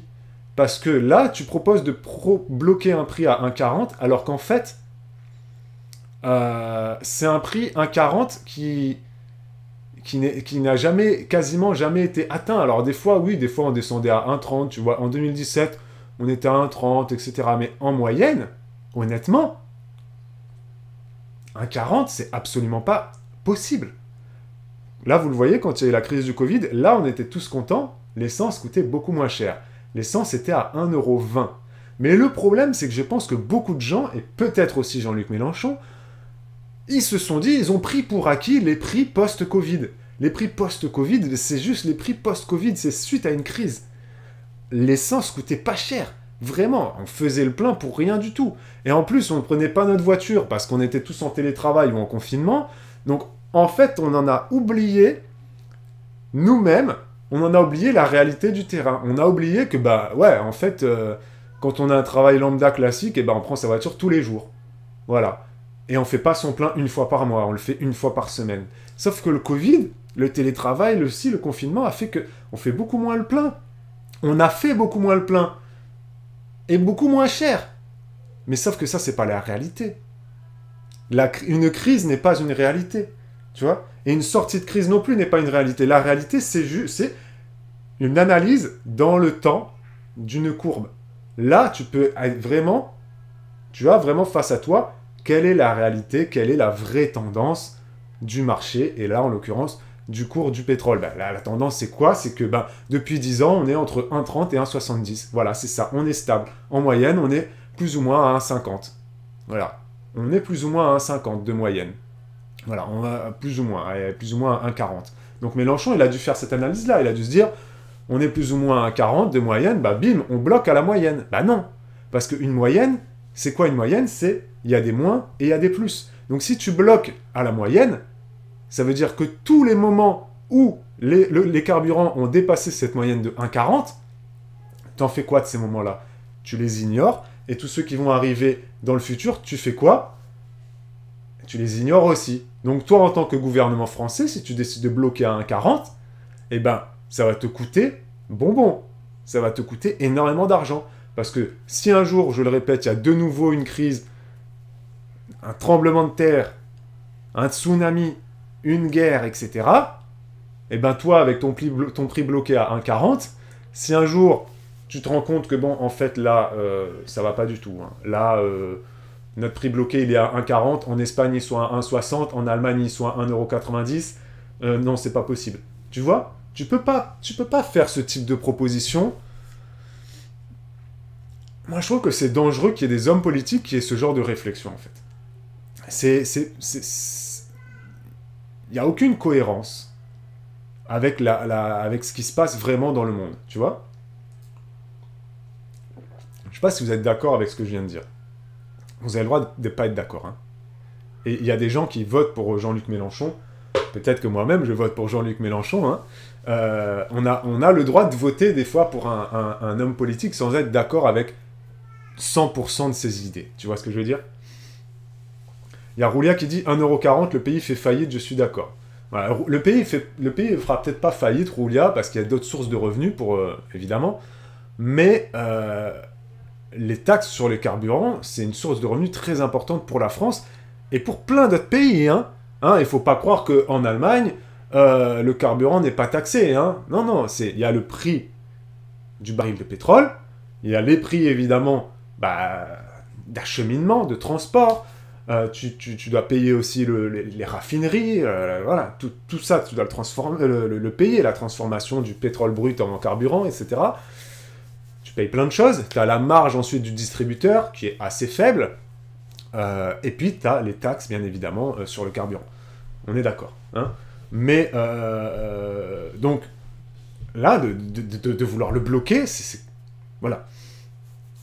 Il y a Aurélie qui dit « C'est dur de trouver un candidat avec qui on est 100% d'accord. » Oui, c'est dur, mais justement, c'est ça qui est beau en politique. C'est que tu votes pas pour toi-même. Tu votes pour quelqu'un d'autre. Et donc, en fait, tu seras jamais 100% d'accord avec quelqu'un d'autre. Je pense que vous êtes jamais 100% d'accord. Déjà, on n'est jamais 100% d'accord avec soi-même, des fois. Je pense que vous êtes jamais 100% d'accord avec moi, avec votre père, avec votre mère, avec votre conjoint, votre conjointe. On n'est jamais 100% d'accord avec quelqu'un, tu vois, Aurélie. Donc, il faut juste trouver un candidat qui nous parle, qui va dans notre sens, sans forcément être 100% d'accord avec lui, tu vois. Il y a Lolita qui dit « Le blocage des prix a déjà été utilisé en France jusqu'en 1982. C'est une mesure d'urgence pour limiter l'inflation pour un temps donné, mais je ne m'y connais pas assez en économie pour dire si c'est réalisable. Comme les trois quarts des gens, je pense. » Bah, ça dépend, parce qu'il y a des gens qui se... Enfin, il y a des gens qui s'intéressent à l'économie. Il y a des gens qui s'intéressent à l'économie, moi c'est mon cas. J'écoute beaucoup d'émissions sur l'économie, sur les finances, etc. Et les experts en économie, en grande majorité, bien évidemment, ils ont rigolé quand là, aujourd'hui, il y a un homme politique qui propose de bloquer les prix à 1,40 aujourd'hui en 2022. La plupart, ils ont rigolé, Lolita. Faut dire ce qui est. C'est pas de vouloir péter plus haut que son cul ou de se sentir supérieur. Ah, mais il y a des mecs, leur boulot, c'est quand même d'analyser l'économie, ce qui se passe dans le monde depuis des années et des années, et bloquer les prix du carburant, c'est clairement pas une bonne idée, surtout à l'heure actuelle, où on sort d'une crise du Covid, où les gens n'ont plus aucune conscience de la valeur des choses. C'est-à-dire que, voilà, pour rester sur le carburant, voilà, il y a plein de gens qui sont restés bloqués sur les prix qu'on avait à 1,20 €, alors que, ben non, ça c'était en mars de... C'était il y a 2 ans, le carburant à 1,20 €, donc à un moment donné, voilà. Les gens, là, il y a beaucoup de gens qui disent tout augmente, je m'en sors pas, etc. Alors qu'en soi, dans les faits, oui, il y a plein de choses qui augmentent, mais encore une fois, à notre petit niveau de Français, ça ne peut pas nous gêner dans notre quotidien. Je vous ai déjà donné l'exemple de la farine, le blé a augmenté, etc. Ce qui coûte cher, ceux qui payent vraiment l'augmentation de la farine, enfin du blé, ceux qui pâtissent réellement de l'augmentation de l'électricité, du gaz et des carburants, c'est les entreprises. Parce que déjà, les entreprises, ils n'ont pas d'aide au niveau... Ils n'ont pas de ce fameux plafond bouclier énergétique sur l'électricité et le gaz. Nous, je vous l'ai dit la semaine dernière, particulier, on a ce bouclier, c'est plafonné à 4% maximum d'augmentation. Hein, les entreprises, eux, n'ont pas ça. Vous m'arrêtez si je dis des bêtises, et vous sur le replay, vous pouvez bien évidemment commenter. Vous avez je dis des fois, je peux dire des choses qui sont pas justes, c'est normal, comme tout le monde. Mais c'est eux, c'est les entreprises qui sont victimes de l'augmentation du blé. Mais toi, en tant que Français, que particulier, que tu payes ta baguette 1,30 € ou 1 €, ça va pas changer grand-chose à ta vie. Même si tu prends une baguette par jour, ça te fait 30 centimes x 7, ça fait 2,10 € par semaine. Et là, on parle d'une augmentation de 30 centimes sur une baguette. Donc, ça fait une augmentation de 30%. Ça fait, tu vois, ça fait peur dit comme ça. C'est-à-dire, waouh, je vais payer ma baguette 30 centimes de plus, mais jamais, 30% de plus, mais jamais de la vie. C'est pas possible. Non, mais c'est 30% sur 1 €. Donc, au final, par mois, ta baguette, si tu en prends une par jour, ça te coûte 10 € de plus par mois. Et tu as aidé ton boulanger, qui lui, par contre, c'est pas 30% sur 1 €. Lui, c'est 30% sur 10 000 € de farine, de blé, ou 50 000 selon les boulangeries, tu vois. Et donc, c'est ça, moi, que j'essaie de vous dire très souvent, c'est que les augmentations de prix, c'est chiant, mais à notre échelle, c'est absorbable. Totalement absorbable, tu vois. Les salaires n'augmentent pas, elle dit Curly, donc les 30% se ressentent bien. Non, mais Curly, c'est pas... Ce que tu dis, ce n'est pas juste. Les salaires augmentent chaque année. Et encore une fois, moi, j'essaye le message que j'essaie de vous faire passer, Curly, c'est tu as ce que tu as et tu dois faire avec ce que tu as. Et donc la baguette, si elle doit augmenter de 30%, toi, Curly, ça ne va rien changer à ta vie. Je viens de te donner l'exemple, c'est 10 € de plus par mois. Tu vois? Si ta baguette, au lieu de la payer 1 €, tu la payes 1,30 €, ça fait 30% d'augmentation. Désolé, ça fait juste 2,10 € de plus avec une baguette par jour. Ça fait 10 € par mois. On ne peut pas. On ne peut pas.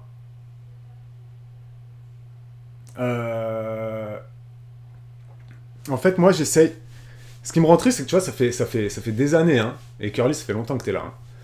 Ça fait des années que je fais des live argent. Et je l'ai vu aussi avec un commentaire de Rita de la semaine dernière quand elle parlait d'électricité. Ça fait des années que moi, j'essaie de vous apprendre à dire, voilà. Comment moi, je vois l'argent, le budget, c'est on me donne ça, je fais avec ce que j'ai. Je gère comme ça. Voilà. C'est pas, je vois pas, c'est à l'inverse de beaucoup de gens qui disent, moi, j'ai envie de faire ça, donc pour faire ça, il me faut ça. Vous voyez? Quand il y a eu la crise des Gilets jaunes, il y avait un moment donné un Gilet jaune à la télé qui disait, moi, vous voyez, je pense qu'il me faudrait au moins 300 € de plus par mois pour pouvoir me faire plaisir. Donc lui, il a ce raisonnement inverse du mien. Lui, il se dit, il me faudrait 300 € de plus par mois parce que j'ai envie de faire ça. Mais non.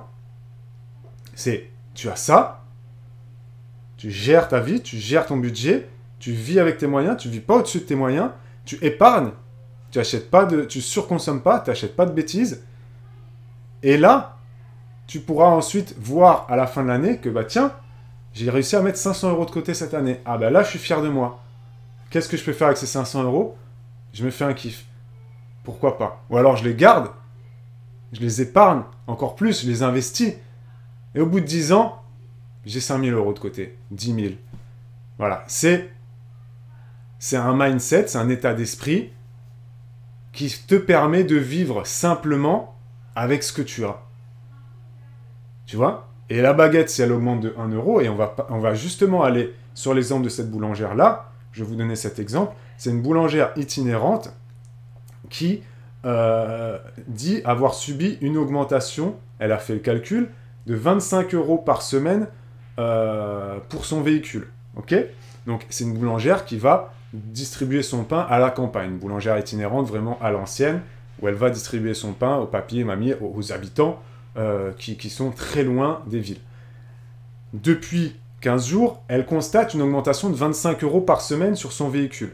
Donc, partons d'un mois qui fait 5 semaines, elle a donc une augmentation de 125 € par semaine, par mois, 125 € par mois de carburant. Et donc elle a dit que si ça continue comme ça, elle ne pourrait pas s'en sortir parce que elle ne pourrait pas absorber ces 125 € de hausse de carburant par mois et que pour le faire, il faudrait qu'elle augmente de 30 centimes le prix de sa baguette. Et donc elle nous dit, je me suis pris des notes parce que ça m'a vraiment marqué ce témoignage, elle vend sa baguette, elle facture sa baguette à 90 centimes et elle refuse d'augmenter de 30 centimes le prix de sa baguette par principe parce que ben voilà, elle considère que la vie est dure pour tout le monde et que les gens ne peuvent pas payer leur baguette 1,20 € au lieu de 90 centimes. Et dans le même reportage, la journaliste, elle est allée voir des clients, elle leur a demandé, voilà, est-ce que vous seriez prêt à payer votre baguette 1,20 €? Et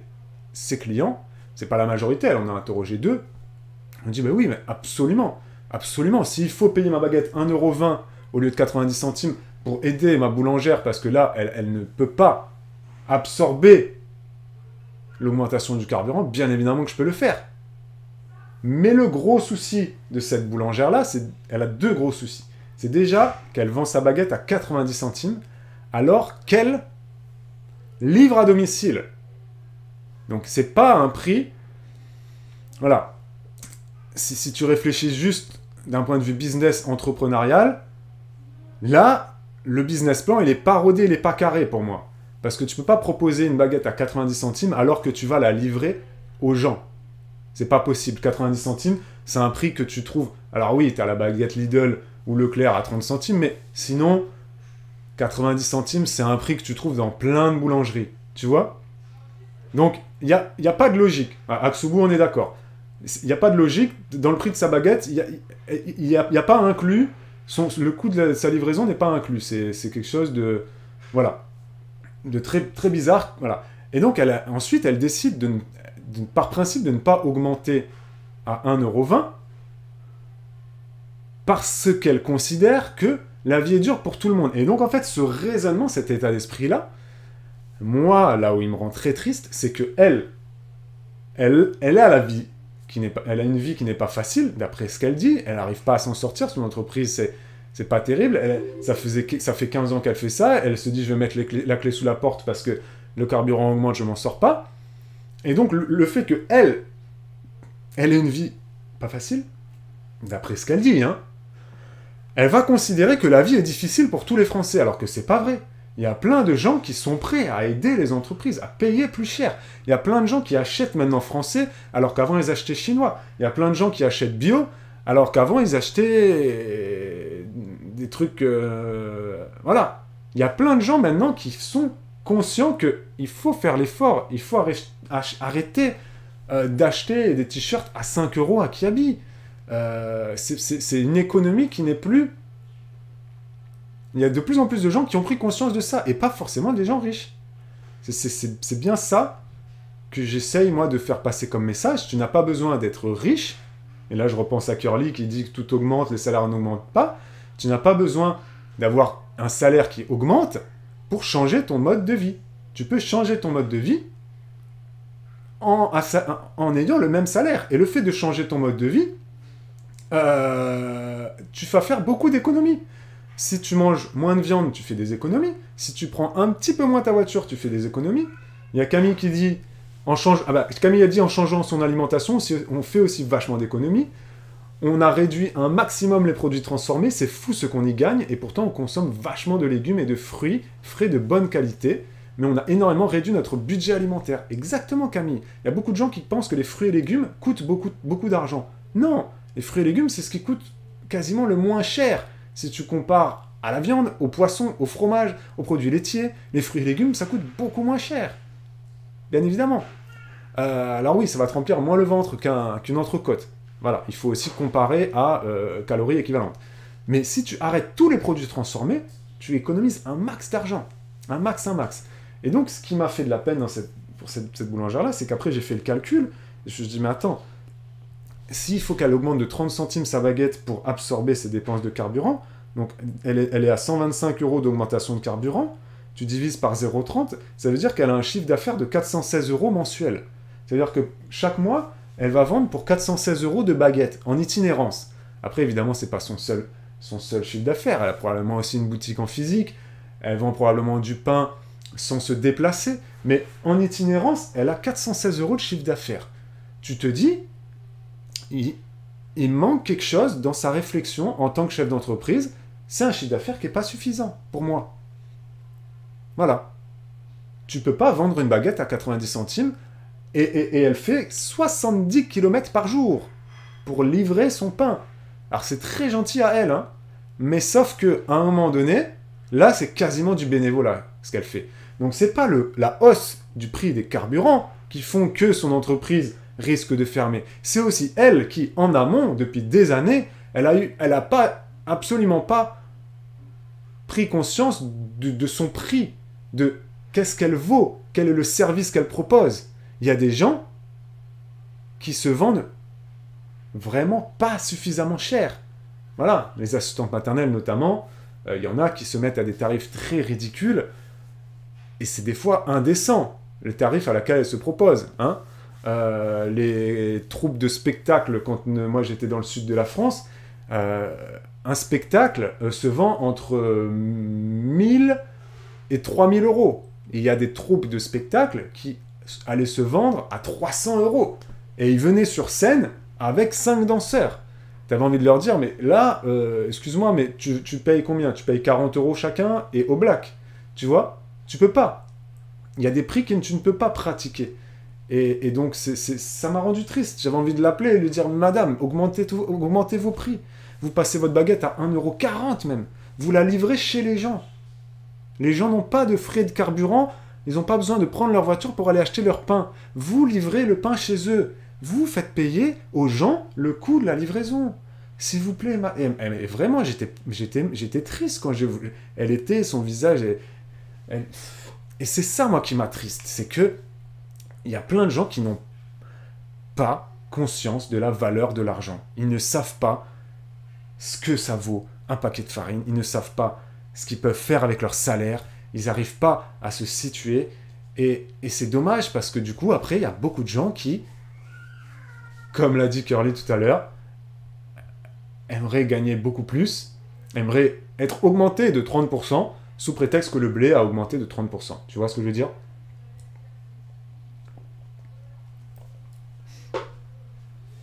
Il y a Aksubu qui dit « Les gens, c'est juste 30 centimes pour eux, mais pour elle, ça va être mieux. Ça va l'aider énormément. » Mais c'est ça, Aksubu, ce que je veux dire. C'est que nous, à notre échelle, et qu'effectivement, tu as raison, à notre échelle de particulier, on peut absorber énormément d'augmentation de prix. Énormément. Ceux qui le peuvent beaucoup moins, c'est les entreprises. Voilà. Ça décrédibilise les métiers aussi. Le fait de ne pas savoir se positionner en termes de prix, Aksubu, ça décrédibilise le métier. Voilà, effectivement. Il y a Lolita qui dit « Je trouve assez démago dans l'inverse ce discours de dire si vous ne vous en sortez pas, changez vos modes de vie.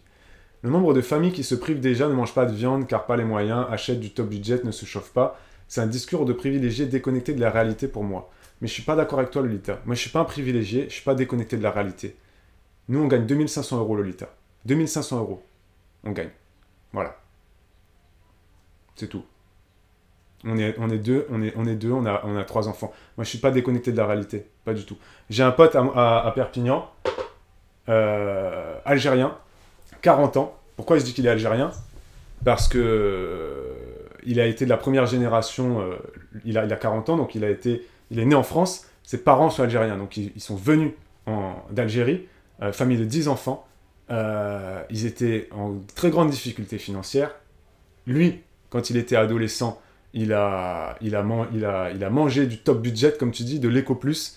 Il me racontait que quand il était étudiant, bien évidemment, ses parents, ils étaient 10 enfants, ils ne pouvaient pas aider tout à chacun. Donc lui, ça lui arrivait des fois de manger juste 3 bananes le midi, parce que il mangeait 3 bananes pour avoir ses calories et pour pas s'acheter un sandwich ou autre. Il a galéré pendant des années. Maintenant, il a un métier. Il a un métier confortable, certes, mais il vit simplement. Il vit simplement, il a une voiture simple, il a une maison qu'il a fait construire, il a exactement le même mode de vie que nous. Il n'achète aucun téléphone hors de prix, aucun... Voilà. Et pourquoi il a fait ce choix de vie-là? Parce qu'il veut pouvoir offrir à ses enfants des vacances. Il veut pouvoir offrir à ses enfants une maison avec un toit. Donc il a fait le choix de... Certes, oui, maintenant, il est sorti de la galère, il gagne bien sa vie. Il gagne aux alentours des 2000 € de salaire. Il gagne sa vie confortablement.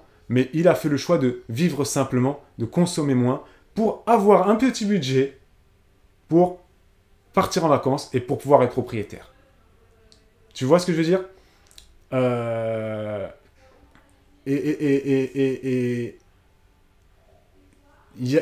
te dis pas, Lolita, qu'il n'y a pas de gens qui ne galèrent pas en France. Bien évidemment qu'il y a des gens qui galèrent en France. Mais justement, moi, dans mon discours, j'essaye de faire prendre conscience aux gens que on peut tous s'en sortir. Absolument tous.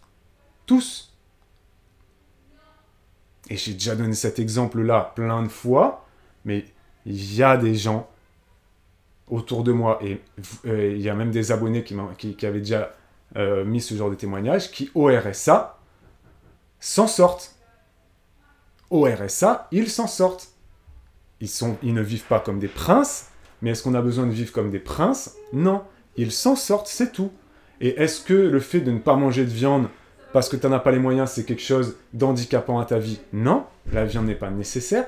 Est-ce que le fait d'acheter du top budget ou de l'Eco Plus, c'est quelque chose forcément de dégradant? Non. Moi, j'achète encore des trucs Eco Plus.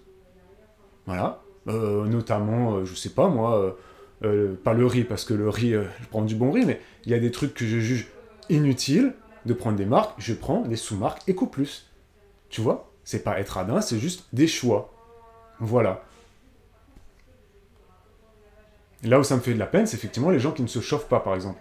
Et ça, on reviendra là-dessus mardi prochain, parce que Rita, la semaine dernière, elle nous disait qu'elle ne se chauffait pas en hiver. La semaine prochaine, mardi, il y aura un gros point sur chauffage, parce que moi, Rita, ce qu'elle a dit, ça m'a fait beaucoup de peine, tu vois. Il y a Sandra qui dit, moi je suis au RSA et j'arrive à mettre de côté tous les mois, avec de la viande à chaque repas. Voilà, et donc moi, je vais lire les témoignages. Il y a Aurélie qui dit, moi je suis d'accord, j'en ai bavé avec mes parents, j'ai bouffé des nouilles chinoises et des sachets de soupe à 1 euro toutes mes études, aujourd'hui je gagne plus de 4000 euros, mais je vis vraiment simplement. Mais voilà, mais oui, tu vis simplement, tu mets de côté, et comme ça tu peux faire des voyages, si un jour tu as envie de voyager, ou si un jour tu as envie d'acheter la voiture de tes enfants, tu peux acheter la voiture de tes enfants, mais même je vais aller plus loin, si un jour tu as envie d'acheter l'appartement de tes enfants, tu les aides. Moi en tant que parent, ma vie maintenant, c'est penser à mes enfants. L'argent, il est là pour nous et nos enfants. Voilà. Et si, dans 20 ans, j'ai 30 000 euros de côté et que je peux les donner à mes filles pour qu'elles aient un apport pour leur appartement, je serai très content et je me considérerai pas du tout privilégié. Il y a Aksubu qui dit on gagne 2300 euros à deux. Je sais gérer mon budget et je vis dans mes moyens. Il y a Roulia qui dit on vit dans une société de consommation, si on n'achète plus dans les commerces, c'est pas bon non plus. Babou, si tout le monde ne consomme comme vous, je suis pas sûr qu'on s'y retrouve, même si vous avez raison. Alors, non Roulia, justement, le fait de surconsommer, c'est un gros souci pour la planète. Un gros souci. Tu peux consommer, mais aux bons endroits. Alors, si on arrête la surconsommation, il y a des boutiques qui vont fermer. Les Zara, H&M, Kiabi, tout ça, ça va fermer. Oui, mais ça va ruisseler différemment. Il y en a d'autres qui vont ouvrir. Tu vois, il y aura plus de Made in France, il y aura plus d'artisans, il y aura plus de gens qui vont créer. Voilà, tu vois ce que je veux dire. Hein, il y a peut-être aussi des industries qui vont se réouvrir en France. Il faut dire ce qui est aussi. Pour l'instant, notamment en termes de textile, voilà. Si là on part du principe que Kiabi ferme parce que plus personne va acheter de vêtements à 2 euros à Kiabi, bon, tous les gens qui travaillent à Kiabi vont faire comment? Eh bien peut-être que tous les gens qui travaillent à Kiabi, peut-être qu'ils pourront travailler dans les usines de textile qui ouvriront en France ou qu'ils iront travailler à Leclerc, peu importe, je veux dire, tu vois, c'est pas... Il y a plein de commerces qui peuvent fermer en France, oui, ça va coûter il y aura des emplois en moins, mais t'inquiète pas que ça va ruisseler après. Il y a Camille qui dit j'étais auxiliaire de puéricultrice il y a 2 ans, je gagnais juste le SMIC. J'ai changé en devenant assistante maternelle, j'ai doublé mon salaire et mes heures. Mais pour autant, on a la même vie. Mais voilà.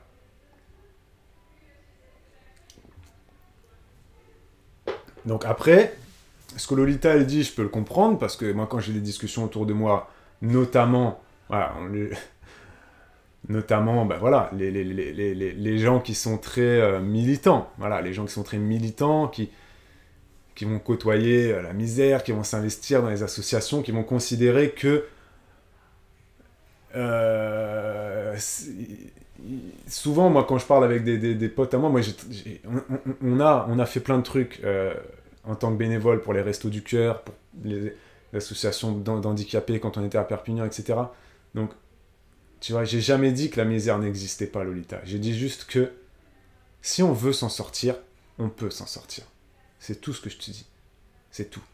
Et si tu dois aller manger du Eco Plus, tu manges du Eco Plus, c'est tout. C'est parce que tu ne peux pas faire autrement. Si tu dois aller au Resto du Cœur à un moment donné dans ta vie, tu y vas. Tu n'as pas à avoir honte d'y aller. Tu y vas. Et je connais des gens qui sont allés au Resto du Cœur. Est-ce que c'est une honte d'y aller? Non. C'est juste que tu ne peux pas. À un moment donné, là, tu ne peux pas. Tu y vas. Les assos, elles sont là pour aider. Par contre, c'est pas toute ta vie. C'est à un moment donné, toi aussi, tu te prends en main, tu fais les bons choix. Tu regardes ton budget, tu dis, bon là, qu'est-ce qui va pas dans ma vie? Mon loyer est trop cher. Ok, qu'est-ce que je fais? Je réfléchis. Là, j'ai des dépenses trop importantes ici, tac, tac, tac. Tu peux toujours trouver une solution, mais il faut que toi aussi, à un moment donné, tu prennes conscience de. Voilà. Ça ne veut pas dire que je considère que si les gens s'en sortent pas, c'est de leur faute à 100%. Non. C'est de leur faute, plus la faute d'événements externes qui leur est arrivé. Mais il ne faut pas que toute leur vie, ils aient une vie de galérien. C'est pas possible. On peut tous avoir une vie simple, simple, juste ça. Et être heureux. Voilà. Mais le problème, c'est que maintenant, en France, pour être heureux, il faut avoir un iPhone 10, il faut pouvoir emmener ses enfants à Disneyland Paris, il faut pouvoir prendre l'avion pour aller à Ibiza, etc. Non. Être heureux, c'est pas faire du jet ski, ou aller au cinéma, ou aller au bowling, ou payer des fêtes foraines à je ne sais pas combien d'euros, là. Voilà. Non, c'est pas possible. Moi, quand je vois l'été des familles précaires qui vont à la fête foraine et qui lâchent des 150, 200 euros parce qu'ils veulent faire plaisir aux enfants, non. Tu peux pas faire plaisir aux enfants si après toi, ta famille, elle vit dans la précarité. Non, c'est pas possible. Si tu vis dans la précarité, tu fais des efforts. Nous, on a fait beaucoup d'efforts pendant des années. Maintenant, on est un petit peu mieux. Voilà. Tu vois? Il y a Roulia qui dit on devrait tous faire de la comptabilité au lycée. Même avant le lycée, Roulia. Là, j'ai commencé à mettre de l'argent de côté, j'avais 13 ans. J'avais 13 ans. Après, j'ai des parents qui m'ont aidé, qui m'ont aidé dans le sens où ils m'ont éduqué. Mais dès que j'ai eu 13 ans, que j'ai commencé à avoir de l'argent dans la poche, via les petits boulots ou via l'argent de... J'avais même pas d'argent de poche, hein. Donc c'était juste l'argent d'anniversaire, Noël, et puis les petits boulots que je pouvais faire. De côté. J'ai jamais rien acheté avec l'argent. De côté. Donc je peux te dire que quand je suis arrivé à 20 ans, ben j'avais déjà un petit pactole, hein.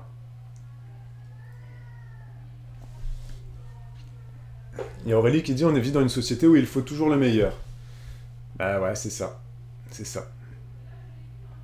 Il y a Aksubu qui dit je peux vous dire que je suis sur des groupes de budget pour aider le nombre de gens qui sont à découvert tous les mois mais qui sont abonnés à tout, Netflix, Amazon, Spotify. Je me dis qu'il y a un vrai souci. Bah voilà. Ouais. Ou les vêtements de marque pour enfants, Dali, effectivement, Dali, t'as raison. Le fait d'habiller ses enfants avec de la marque, tu le vois souvent chez les gens qui n'ont pas d'argent. Donc tu vois... Tu vois ce que je veux dire, quoi. Tout est question de gestion de budget et aussi à un moment donné un petit peu de volonté, faut dire ce qui est. Je peux comprendre Lolita que ça peut énerver les gens, hein, mais des fois les gens ils ont besoin d'un électrochoc. Là, notamment le carburant à 2 euros, ça a été un électrochoc pour plein de gens. Ils ont bien pris conscience, bien pris dans la gueule qu'à un moment donné, l'utilisation qu'ils faisaient de leur véhicule n'était absolument pas cohérent avec leur vie. Ils ont diminué l'utilisation qu'ils faisaient de leur voiture. Ils ont fait du covoiturage. Ils ont pris le vélo. Ou ils ont... je sais pas. Ils se sont débrouillés. Alors moi, ça m'a interloqué aussi. Le fait que, hop, le carburant passe à 2 euros. Et les gens se disent, bon allez, on recommence le covoiturage. Moi, ça me... C'est quelque chose que j'arrive pas à comprendre. Dans les entreprises, les gens, ils travaillent au même endroit, ils vivent plus ou moins dans le même village, ou des fois même dans la même rue. Il y a des gens, ils sont collègues de travail, et ils sont voisins de 1 ou 2 pâtés de maison, quoi. Et ils se sont jamais dit, organisons du covoiturage au sein de la société, tu vois ce que je veux dire? Moi, ça, c'est quelque chose qui me dépasse. Ça me dépasse. Tiens, le carburant est à 2 euros, allez, on reprend le covoiturage avec les collègues. Mais non, mais fais-le toute l'année, en fait. Toute l'année, tu le fais. Toi, tu prends le lundi, lui, il prend le mardi, etc. Tu vois ce que je veux dire? Je comprends. Des fois, les électrochocs sont nécessaires pour que les gens prennent conscience qu'à un moment donné, il y a des trucs que tu fais au quotidien, ça va pas. Ça va pas. Change-les, modifie des choses, et ça ira pas beaucoup mieux, mais ça ira déjà un peu mieux. Et ensuite, le un peu mieux se transformera en ça ira mieux, et ensuite ça ira beaucoup mieux. Là, nous, notre vie personnelle maintenant, elle va beaucoup mieux qu'il y a 8 ans en arrière. Pourtant, on n'a pas gagné beaucoup plus d'argent. Il y a 8 ans en arrière, on avait un SMIC et demi à peu près, donc on avait des revenus aux alentours de 1800 euros pour deux. On n'avait pas d'enfants. Maintenant, on est passé à un SMIC chacun, plus ou moins. On a un peu plus, donc on est à 2500 euros par mois. Sans 13e mois, sans tous les avantages, les mutuelles, tout ça, on n'a pas, mais tu vois. Et on vit beaucoup mieux. C'est-à-dire qu'on a eu une augmentation de salaire de 30%. Mais vraiment, j'ai l'impression qu'on a eu j'ai l'impression qu'on a eu une augmentation de salaire de x3. Alors qu'on a eu des enfants aussi en même temps. Donc oui, après il y a les aides sociales, etc., etc. Mais tu vois, vous voyez ce que je veux dire. Il y a Curly qui dit en maternelle, les enfants ont l'uniforme de la maternelle au lycée. Bah, au moins ça coûte moins cher. Les uniformes, ça coûte moins cher, je suis d'accord. Lolita, elle dit non, mais je suis d'accord avec ta vision du budget, etc. C'est moi-même ce que j'applique. Ah, merci Lolita. Je pense juste que c'est pas aussi simple pour tout le monde et que ça peut blesser les familles de bonne foi qui ont du mal à boucler. Mais je suis d'accord, mais d'accord. Des fois, j'ai un discours qui peut blesser les gens parce que des fois, j'ai un discours. Voilà, moi, des fois. Mais après, là, bon, voilà. Je veux dire, c'est pas moi qui vais blesser les gens, mais le fait d'avoir ce type de discours-là, je suis pas le seul à avoir ce type de discours. Mais il y a des gens, ils ont besoin de l'entendre à un moment donné. Et ce que je peux reprocher des fois aux associations, moi les Restos du Cœur notamment, je les côtoyais de très près, et je voyais les bénéficiaires qui venaient au Restos du Cœur, et je voyais les bénévoles, la façon dont ils s'adressent à eux, tu sens qu'il y a quand même cette pitié qui, moi, ne devrait pas être là, en fait. Une association, comme les Restos du Cœur, ou la Banque Alimentaire, ou autre, elle devrait être là pour éduquer les gens. Tu les aides, tu leur donnes à manger, mais tu leur dis là, ce que vous avez eu là, si vous aviez dû le payer à Lidl, vous l'auriez payé 30 euros. Voilà. Si vous l'aviez acheté à Leclerc, vous l'auriez payé 35 euros. Tu ne peux pas juste donner de la nourriture gratuitement aux gens en leur disant, bah, allez, à la semaine prochaine. Non. Tu dois aussi, en les aidant, essayer de... Voilà, et ça se fait, il y a des associations qui le font, hein. Mais ça devrait se faire beaucoup plus. Des ateliers, des prises en main, la comptabilité, la gestion de budget, de faire prendre conscience aux gens de... Voilà.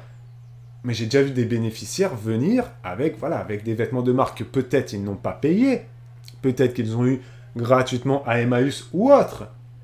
Mais là encore, même si c'est un don, même si c'est gratuit, tu ne peux pas donner quelque chose de marque qui vaut beaucoup d'argent à quelqu'un qui n'en a pas les moyens.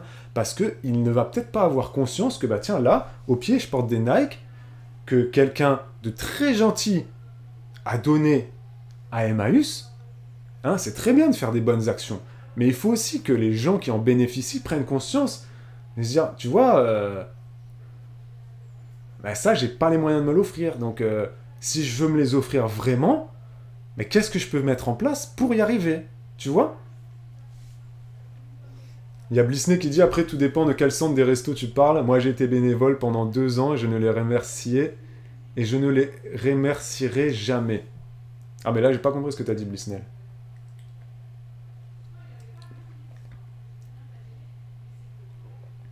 Il y a Aksubu qui dit, bien sûr qu'ils sont de bonne foi, mais parfois, avoir la tête dans ses comptes fait qu'on voit plus le souci et il faut se faire aider. Voilà, mais c'est clairement ça, Aksubu. C'est ça.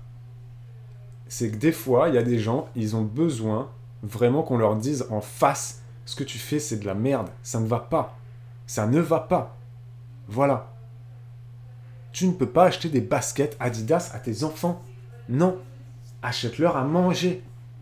Voilà. Tu vois? Il y a Camille qui dit « Ma mère se plaint souvent qu'elle se prive de beaucoup de choses pour des raisons de budget, mais à côté, ce qu'elle ne veut pas voir, c'est qu'elle va souvent chiner en vide-grenier et s'achète beaucoup de choses inutiles. Pareil chez Action. Mais 1 euro plus 1 euro plus 1 euro, ça fait beaucoup dans un budget. » Voilà, Camille, exactement. Voilà, donc aidons les gens qui sont dans la précarité, mais je suis d'accord totalement. Mais faut pas que ça dure des années. Il devrait y avoir... je sais pas, un maximum. Je veux dire, tu peux être bénéficiaire des Restos du Cœur pendant 3 ans, 4 ans. Surtout si tu as vécu dans la rue, le temps que tu te reconstruises, que tu retrouves un travail, une vie stable, etc. Mais il y a des gens qui vont au Resto du Cœur, alors qu'ils sont actifs, ou qui sont étudiants. Bon, les étudiants, c'est différent, mais là encore, voilà. Et pendant des années et des années et des années, on devrait faire les choses différemment. On devrait les aider. Pour qu'ils ne viennent au Resto du Cœur pendant 1 an, 2 ans, mais top, max, tu vois, pas, il y en a qui, voilà, tu vois ce que je veux dire?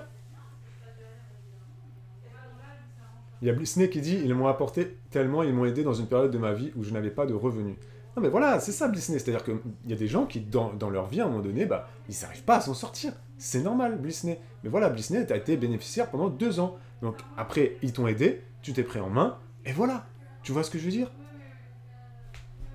Il y a des gens qui ont un besoin compulsif de dépenser, ça cache des troubles psychologiques ou un vide affectif. Oui, ouais. Non mais c'est ça. On devrait faire un genre de stage de rattrapage pour apprendre à gérer son budget. Ouais. Il y a Alexiach qui dit « Je suis d'accord avec ça, j'ai mis la tête dans mes comptes en début d'année et j'ai réalisé toutes les dépenses inutiles que j'avais et tous les abonnements que je n'utilisais même plus. » Bon ben voilà, on va s'arrêter là. Donc j'espère que ça vous a plu et j'espère que chaque fois que je vous parle d'argent, des fois ça réveille des petites lumières en vous comme ça. Et pour conclure sur ce carburant, ben voilà, encore une fois, hein, ça a fait mal au cul la hausse, je suis d'accord, c'était brutal, très très brutal, hein. Je vous remonte la courbe comme ça, vous allez vraiment prendre conscience de la brutalité de la hausse. Vous voyez là, tout à droite là, vous voyez tout à droite, on était à 1,60 et bim, on est passé à plus de 2 €, hein, donc ça c'est vraiment très très violent, hein. Voilà, sur une période très très courte, mais le carburant c'est quand même quelque chose qui est assez stable, donc voilà, ça va redescendre, absorber cette augmentation, hein, ne vous affolez pas en tant que particulier, par contre en tant qu'entreprise, affolez-vous, parce qu'effectivement là c'est difficile pour les entreprises, mais nous en tant que particulier, on peut s'en sortir. 15 centimes seront pris en charge à partir du 1er avril, pendant 4 mois, voilà, sachez-le. Donc ça peut faire du bien, vraiment, hein, parce que l'essence va redescendre. Donc quand l'essence va atteindre un niveau de 1,70 ou de 1,60 même, et ben du coup, on la paiera 1,45 peut-être. Donc ça, c'est cool. Mais n'oubliez pas, hein, que cette aide de 15 centimes a lieu, ne sera mise en place que pendant 4 mois. Donc attention, anticipez-la psychologiquement. Au mois d'août, il se peut que votre carburant passe de 1,50 € à 1,65 € d'un coup. Ok? Parce que, voilà, hein, il y aura plus cette subvention. Voilà. Faut vraiment avoir... Parce que moi, j'ai peur que les gens prennent l'habitude pendant 4 mois de payer leur essence 15 centimes moins cher que le coût réel, et au mois d'août, quand la subvention sera terminée, il y en a encore qui diront « C'est quoi cette augmentation brutale de 15 centimes ?» Mais c'est juste que c'est le vrai prix. Ok? Donc, gros bisous à tous, merci, c'était un plaisir d'être avec vous, c'était très long ce matin. À jeudi pour un prochain live à 10h et à mercredi soir pour le cours de danse avec Bibou. Bon appétit à tous, je vous embrasse et merci à tous. Merci beaucoup à tout le monde, Allez, ciao.